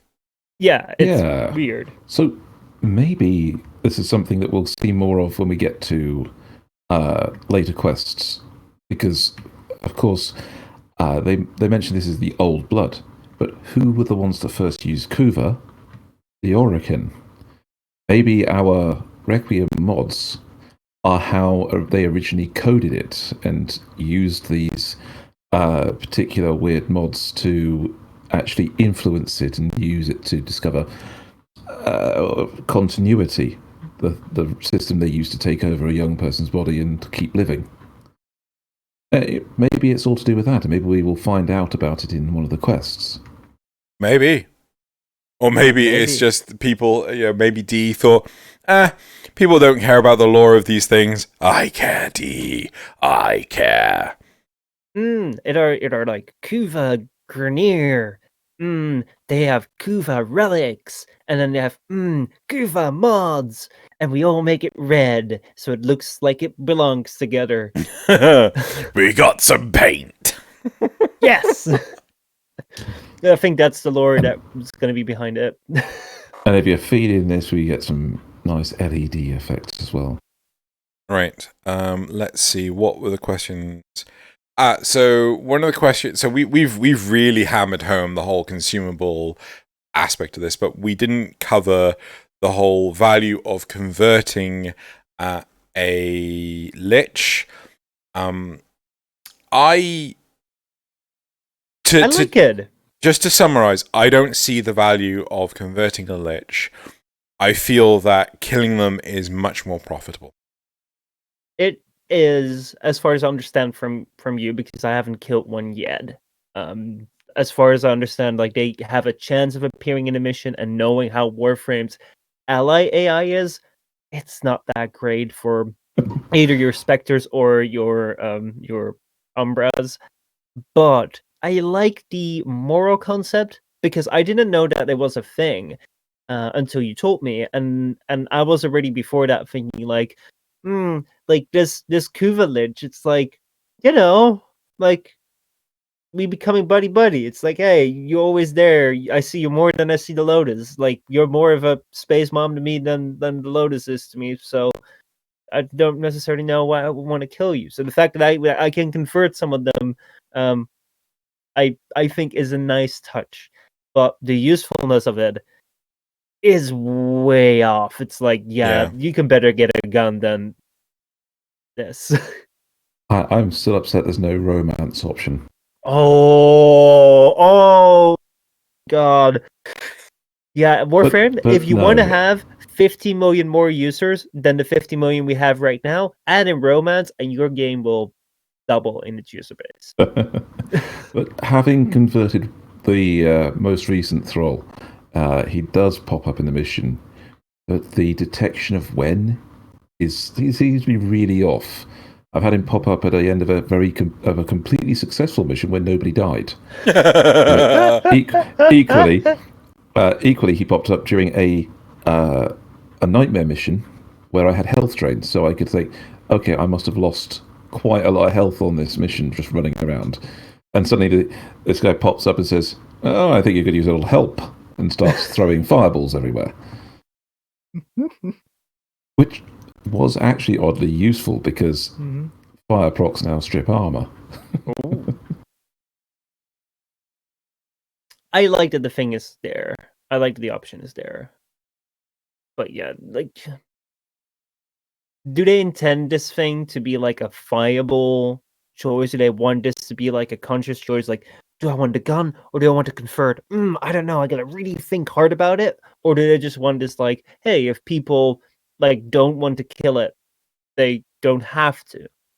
Like they that could be two different intentions. If their intent is to have this like as a difficult decision, whether you want a gun or whether you want to ally, then they really need to throw a lot more worth behind like the ally thing because Yeah. Here's the thing though, what if they expand on it so that currently all Kuva Liches can do is help you out on a mission. But what if they become crew members for your railjack? What if you've let one take over a capital ship? What if you're in a railjack mission and suddenly you're actually in trouble and a capital ship comes in and starts cannons blazing, Like to kill all your enemies? I see the value in that, but my concern is that the being able to convert it was an afterthought. And Shadows of War has conversion. Let's add that to but Shadows of War did a bad job with the whole converting it. Just a bad job. I have to think that they have kind of done a bit of a bad job of it right now. But again, what if they do improve on? Okay, so one way that they could improve on it, which might be a very easy way, but maybe a fun way, is right now if you're doing a Kuva Lich territory mission, they're taking some of your rewards, which I personally feel is a very negligible amount, but I mean, like, I think it's intended as like, oh, you do notice that like they're taking something. So I think that like, okay, that's fine where it stands. How about if you convert a Kuva Lich, they're kind of like doing missions for you. So like, if you're offline for a bit or you're doing something else, So the Kuva Lich will come back once in a while. Like, I did some missions and here are some rewards. And like they're just the amount which you would have taken from you, which is like not like a big change, but it's just a little bit. And then like in order to prevent exploits with having too many Kuva Liches, maybe they're like they get tired or they have to like rest up a bit. So like you can't have like, oh, I have an army of Kuva Liches and they're just like giving me all of the endo in the world. But maybe that would be a way to like have them play into like, oh, what would I do if I had an ally, and how could my ally, who is not as strong as me because I defeated it, but how could that ally help me? Let's take it one step further, right? What if your Kuva Lich could appear on a friend's mission, right? Ooh. We are talking someone either from your clan or your friends list or your alliance, right? And while they are fighting that mission with the player, they are earning resources. So if you are a player that has no friends, right, there is a problem because it's got no people to latch onto. And if you are like some poor sap of a content creator and have hundreds of friends, then it's going to be able to jump into like God knows how many missions. So, is that a potential thing? I'd be interested to. I could see that being quite easily exploited by content creators who have loads and loads of friends. But what stops? What if they did it a little bit more simply? What if the area of influence your Kuva Lich had temporarily becomes favourable to you instead of detrimental to you? You're stealing my idea, aren't you? Well, kind of. So, but missions before, your Kuva Lich taxed those missions from you. Yeah. So, what if when you then ran them, your Kuva Lich had taxed the enemy, just the enemy, yeah, and just the enemies, and so you gained more resources from their previous things, but of course temporarily, because the moment that people find out they're giving you the resources, they lose that influence. Yeah. So one of the things when it comes to these benefits, when it comes to converting Kuva Liches, is that with everything, which might be only like a little bit beneficial, you gotta think, how will this work if people take it to the extreme? So like, you want one Kuva Lich to be beneficial, and you want there to be a little bit of incentive to like get maybe two. But let's say that people have 50 or 100 Kuva Liches that they've converted. How would they like give them resources? Because like, I think that if you go into 100 or 1,000 Kuva Liches, if you take it to the extreme, then even small little bits, if they all give small little bits, like you just do one Mercury mission, you get like 1,000 Endo. So how would we counter that? So that's why I said temporarily. So, well, not just that, each but one the one of the big things with the Kuva Lich conversion is you only have one. Right, you can only have one Kuva Lich converted to your cause. So if you have Bob as your first Lich, you convert it, and then you get Jeff, and you convert Jeff. You've lost Bob. Right, Bob has gone away, and then you go, okay, now I'll convert Susan. You've also How lost about Jeff. a stasis thing? Like you can only have one active Kubra, because like if they put this in as an afterthought in the sense of like, maybe people don't want to kill it because they grow attached to it. Maybe like, I want to keep my first Lich because it was my first Lich. Then having to kill them off again might be like just delaying that pain in a sense. And like, if you can be like, okay, like we can have as many, but you can put them to stasis and you can swap them out. So maybe different Kuva Liches will have like, this Kuva Lich is really good at like helping you with credits, and this Kuva Lich is really good at helping you with like a mod. And it's like, it's very small things, but like you can kind of like swap them out a little bit. Maybe. Okay, so like a primary companion. Yes. Try that. Put them in the companion slots. Just have them like run with you. What else is there? So, I'm actually. How do you spell territory? Not like that. Yeah. I'm currently writing up the next question. And then, what was your idea? My idea? Yeah. Around as having them as. Oh yeah. What's it called? Kuva Lich Stasis. Yeah. That does not look spelled right. Right. So let's ask this as a question. Then I think we should move on to the replies. Yep. All right. Cool. So the replies. I think the first one is a note by Rebecca. That says, and it's mod charges that are consumed. You can get multiple uses from each mod on success.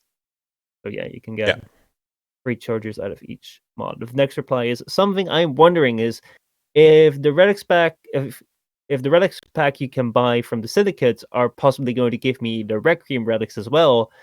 That's where a big chunk of the relics for some people will come from. Yeah, that's I think this is where I originally got that thought. So I'm in favor for something like that. Yep. Are you kidding? Are you genuinely kidding, Thaylien? That's the Lich's name. Yep. Oh yeah, I've seen that. It's There's so a funny. Lich called... It amused me that you said you've got your Lich called Bob, because there is one. There is one called MDRLOz. Yeah, so for everyone's benefit, Thaylien posted a link to an image from Reddit, which is a Kuva Lich called Bob Ross. So 3 Bs. Anyway, sorry. Keep going. All right. We actually talked about this, but there's also a reply that says, F conversion. I'm taking those Kuva guns. Give them to me. Your dark guns. Yeah, I really think that conversion needs to have a more prominent advantage. Heck, maybe it could be that while you have the Lich under your control, your Warframe's performance is better in an environment. Mm-hmm. You know? That might...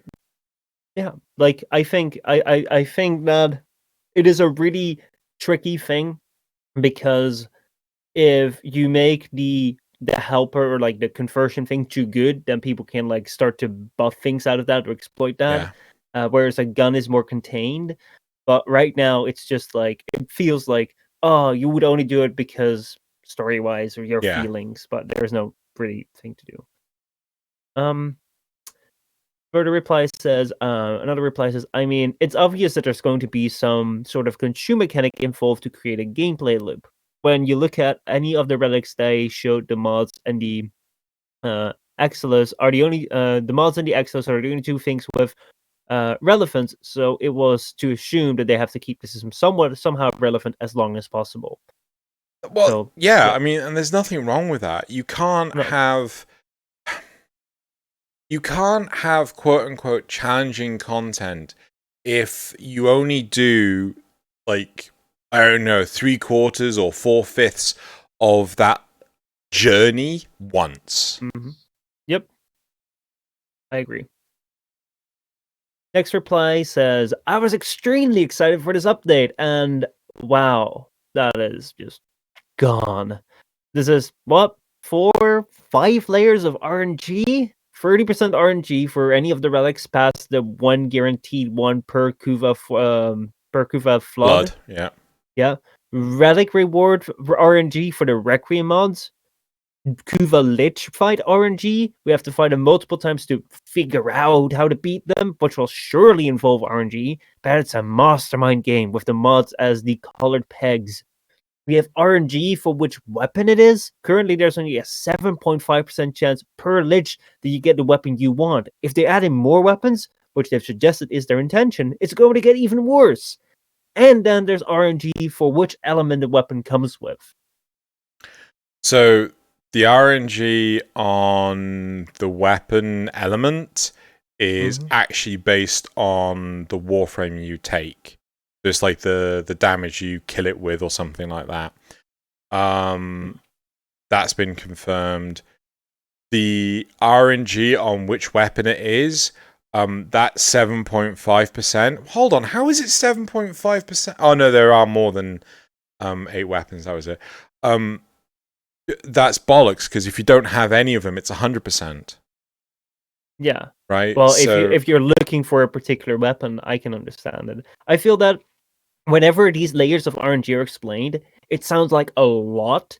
But it's really not. But it's like, I got like a bunch. Well, it was good that we had the alerts to start off with, where you got like a bunch of like relics to just like get started with. This is why I think that like they should have pushed the integration of the update a bit further with like some voice lines where it's like, hey, go check this out so you know where to go. But also like at the end of it, or just gives you like 3 relics in like an inbox message just to get you started. Because if the alerts are gone and you're going to start this thing off and you only get 1, it's like from like the first flight you do, it's a quite long walk. Yeah. But it's like, you know, it is gameplay the way through, and it's new, refreshing type. Like you're doing something new within Warframe. You're still playing Warframe, and playing Warframe is hopefully what you enjoy to do if you play this game. So it sounds like a lot, but like in my experience, it's been really manageable. There is only one truly breathtaking RNG calculation in the game that I've encountered and have any experience running, and that is the grind for one particular melee stance, the single swords one from Cetus. Because if it's on rotation as a reward for one of your bounties, you have something like an 8% chance of getting it on a rare rotation. So you get 2 chances at it if you run one of the top rank bounties. But if it's not on rotation, it only drops from 1 enemy in the entire game. Which is? And that is the Flying Plains Commander. Okay, that Whoa. The one that flies the Dargon? Yep. Fuck off. Yep, so it's the Plains Commander that flies the Dargon that only appears in the Assassinate Bounty stage. And it only has and it's one of 3, so you have a 33% chance of that mod appearing of the enemy even appearing. Yeah. And that task on the bounty is only guaranteed to appear if the bounty is titled something like Kill the Plains Commander. If it's not the title of it, then there is no guarantee that stage will even appear. Wow. So you have I think it's something like a 4 in 9 chance at the very worst stage of RNG. Okay, if the right bounty is not available, if the mod is not on rotation, then you have a 4 in 9 chance for the mission to appear. You have a 1 in 3 chance for the enemy to appear, and the mod itself is a 0.5% drop chance. So the end result is something like, if in the worst case scenario, the chance of getting that mod is 0.000639. That is insane. That's really But nuts. of course, but there's that variety. If it's on rotation, see, how long is it since Plains of Eidolon came out? 2.5 years? Yeah, something like that. No idea. It's 2 years. Last year was Fortuna. Year before was Plains of Eidolon. October 27. So 2 years and a month. Okay. Yeah. My first natural drop of that mod was last month. Wow. Yeah. And people are complaining about the RNG for honestly, I have zero issue with this RNG. Mm-hmm. Right. Continue. Mm-hmm. Okay. Another reply that says, "This is what I was hoping for. Yes, it's gonna be annoying, but I feel it might solve the endgame problem. The problem with endgame is that we blaze through it in no time. Eidolons literally take 10 to 18 minutes with a decent group. Orb modders take around 5 to 10 minutes. But with Kuva Liches, it's not only hard to take them down, but most likely it's going to be time consuming in getting a Lich and finding a way to kill it. Hope they pull it off greatly." In all honesty, I think they've done a really spot-on job with this update. And I'm honestly a little sad that they've made getting the murmurs just so much easier now. Because it's like that was the only time-consuming part in the game. But yeah, they've taken it out, and anyway. One thing I have to say on that is that I enjoyed running the murmurs. Like when we did it with like a group, trying to like get all the mods that we needed, like to know which ones we needed. Yeah. Then I did my attempt on like the Lich, and then it failed, and then the Lich went back to like being indifferent again. So you got like attack its territory and attack the thralls again, so make it mad. But attacking the thralls felt a lot less satisfying because like you don't need the murmurs for anything anymore because you already got your free mods and you know which ones they are. So if there would be a way to like maybe just a little bit, like I don't care about like what I get out of it, but as long as I kill a thrall and like it feels like, oh, it does something. Then like making the Lich angry again and then trying an attempt again will feel like a lot more satisfying to do. But so far, I'm really satisfied, and like I think that this was a really unexpected great update where with the sacrifice when that quest came out, I kind of expected there to be a system underneath it, just like the second dream had and the war within had. Like there would be more legacy content, which there wasn't with the sacrifice. Yeah. And this update, mainline update, all of a sudden has legacy content, which is like, oh shit. Yeah. I like it. Right. Something you said really did interest me there, though, which is once you've completed all the murmurs, what's the reward for doing it apart from drawing out your Lich? Mm-hmm. And I really feel that because last night I spent an hour trying to draw out my Lich after having got all the murmurs. Mm-hmm. It was a pain in the butt to do. And so I kept killing the thralls because the thralls kept appearing. Yeah. But I didn't get anything out of it, apart from 1 or 2 relics, I think. And that process just was truly frustrating. So what if you actually got something like maybe 25 Kuva? Yeah. Or a relic. Like if it takes like this wouldn't be the fast thing, but like this would take like 80 thralls. You kill 80 thralls, you get like one of these relics. So that at least while you're doing it, you get a relic. Like in all honesty, if I were in DE shoes, and I might piss off a lot of people by saying this, I would undo some of the change to the Murmur farm, because I think it's too weak now. It's too far in the wrong direction. I was happy where it was. I can appreciate some people wanted it faster, but I think this is too far now. Either we're going to have to live with it, or they'll have to change them in another way. Yeah, I agree. I'd be happy with it going back a little bit towards the other way, as long as taking on your Lich when you draw him out, even if you fail, gives you a little bit more progress towards your murmurs. Sure. So that your failures aren't always wasted. Well, they're not theoretically wasted, but so that your interaction is a little bit more rewarding towards your end goal. Yeah, and like I really like the idea of like continuing to have the progress bar when you kill them, the thralls. But when you have all your mods like unveiled, then you progress towards like a relic or another reward. Yeah. Which, like, because then like getting that icon for the thrall will still be like, oh my god, let me get the thrall. Yeah. I would like that. Right. That's it for topics.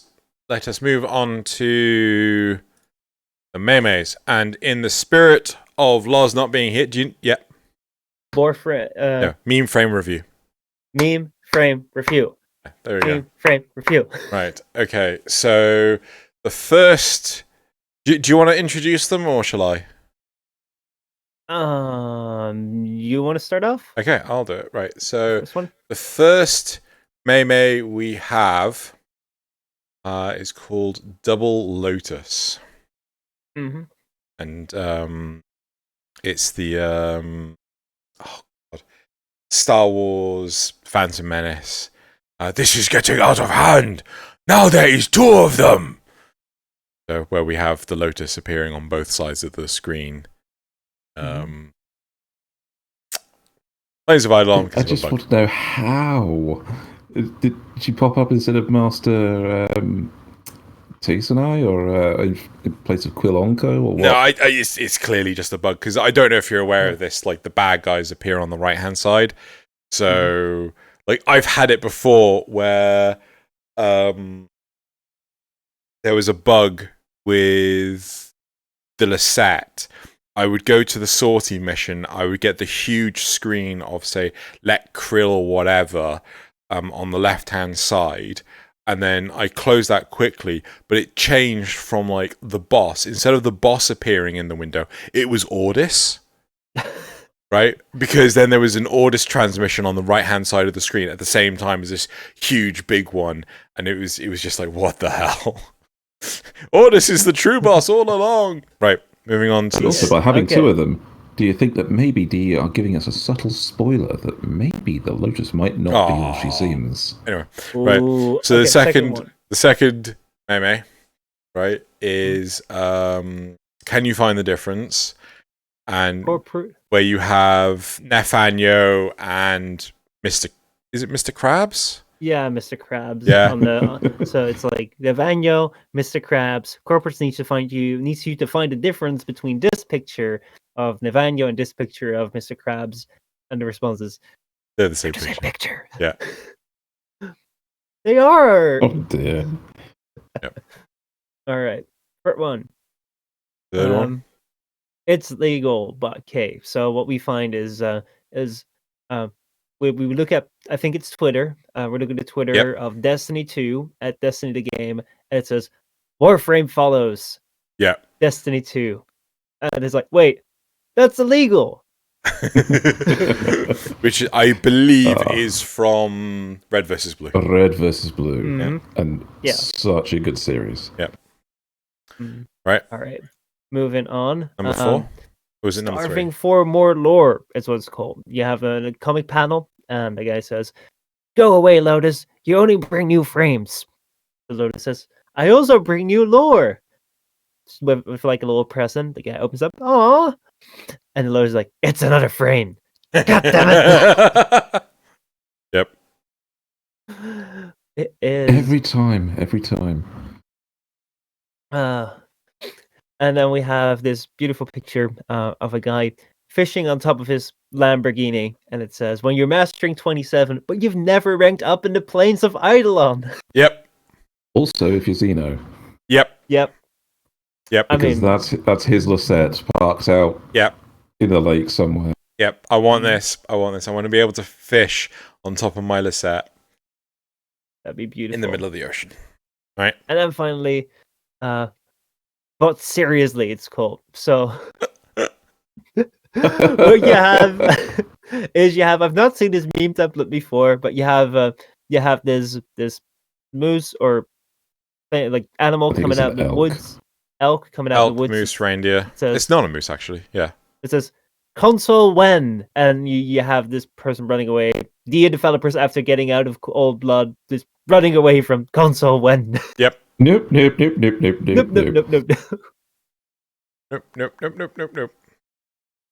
Okay, so that's it for the memes. Mm-hmm. Now we're going to move on to the community shoutouts, which I will now paste. Yeah.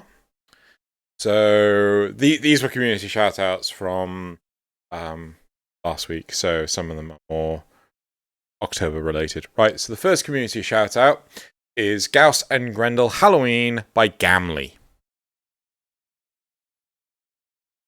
Adorable. It's not. That's genuinely an awe moment. Yeah. Look at his little face. He's so happy with that. Yeah. Honestly, have you guys noticed how Grendel is basically a pumpkin? Yep. Especially with the Cyandana. Mm-hmm. Yep. Right. The second community shout out is this 90s anime operator by Why Are We Still Here? And grinding all night, and that is the face I make. Yep. This one was one of Loz's favorites, and I gotta say, I really like this art style. Mm-hmm. I want their hair. Well, put it on then. Mm-hmm. I mean, I have that hair, but it's not that thick. Is that what you're referring to? No, I just want that hair, on my table. No, okay. That's creepy. Yeah, it's creepy. Right, moving on. No, I wish I could dye my hair those colours. That'd be fantastic. I wish I had hair to dye those colours. Right, moving on. Number 3 is this Inktober Day 19 by King's Hiatus. Lovely Excalibur Pendragon helmet with the immortal skin. Realised that was it. Yeah. I think I'll take points off for them not following the daily prompt for that day. But it's still awesome. What was the daily prompt for Day 19? I'm not sure, but they put in brackets that their prompt was not followed. Yeah. Can't remember what Day 19 was, even though I did it earlier this week. Right. Then, why you can't remember it.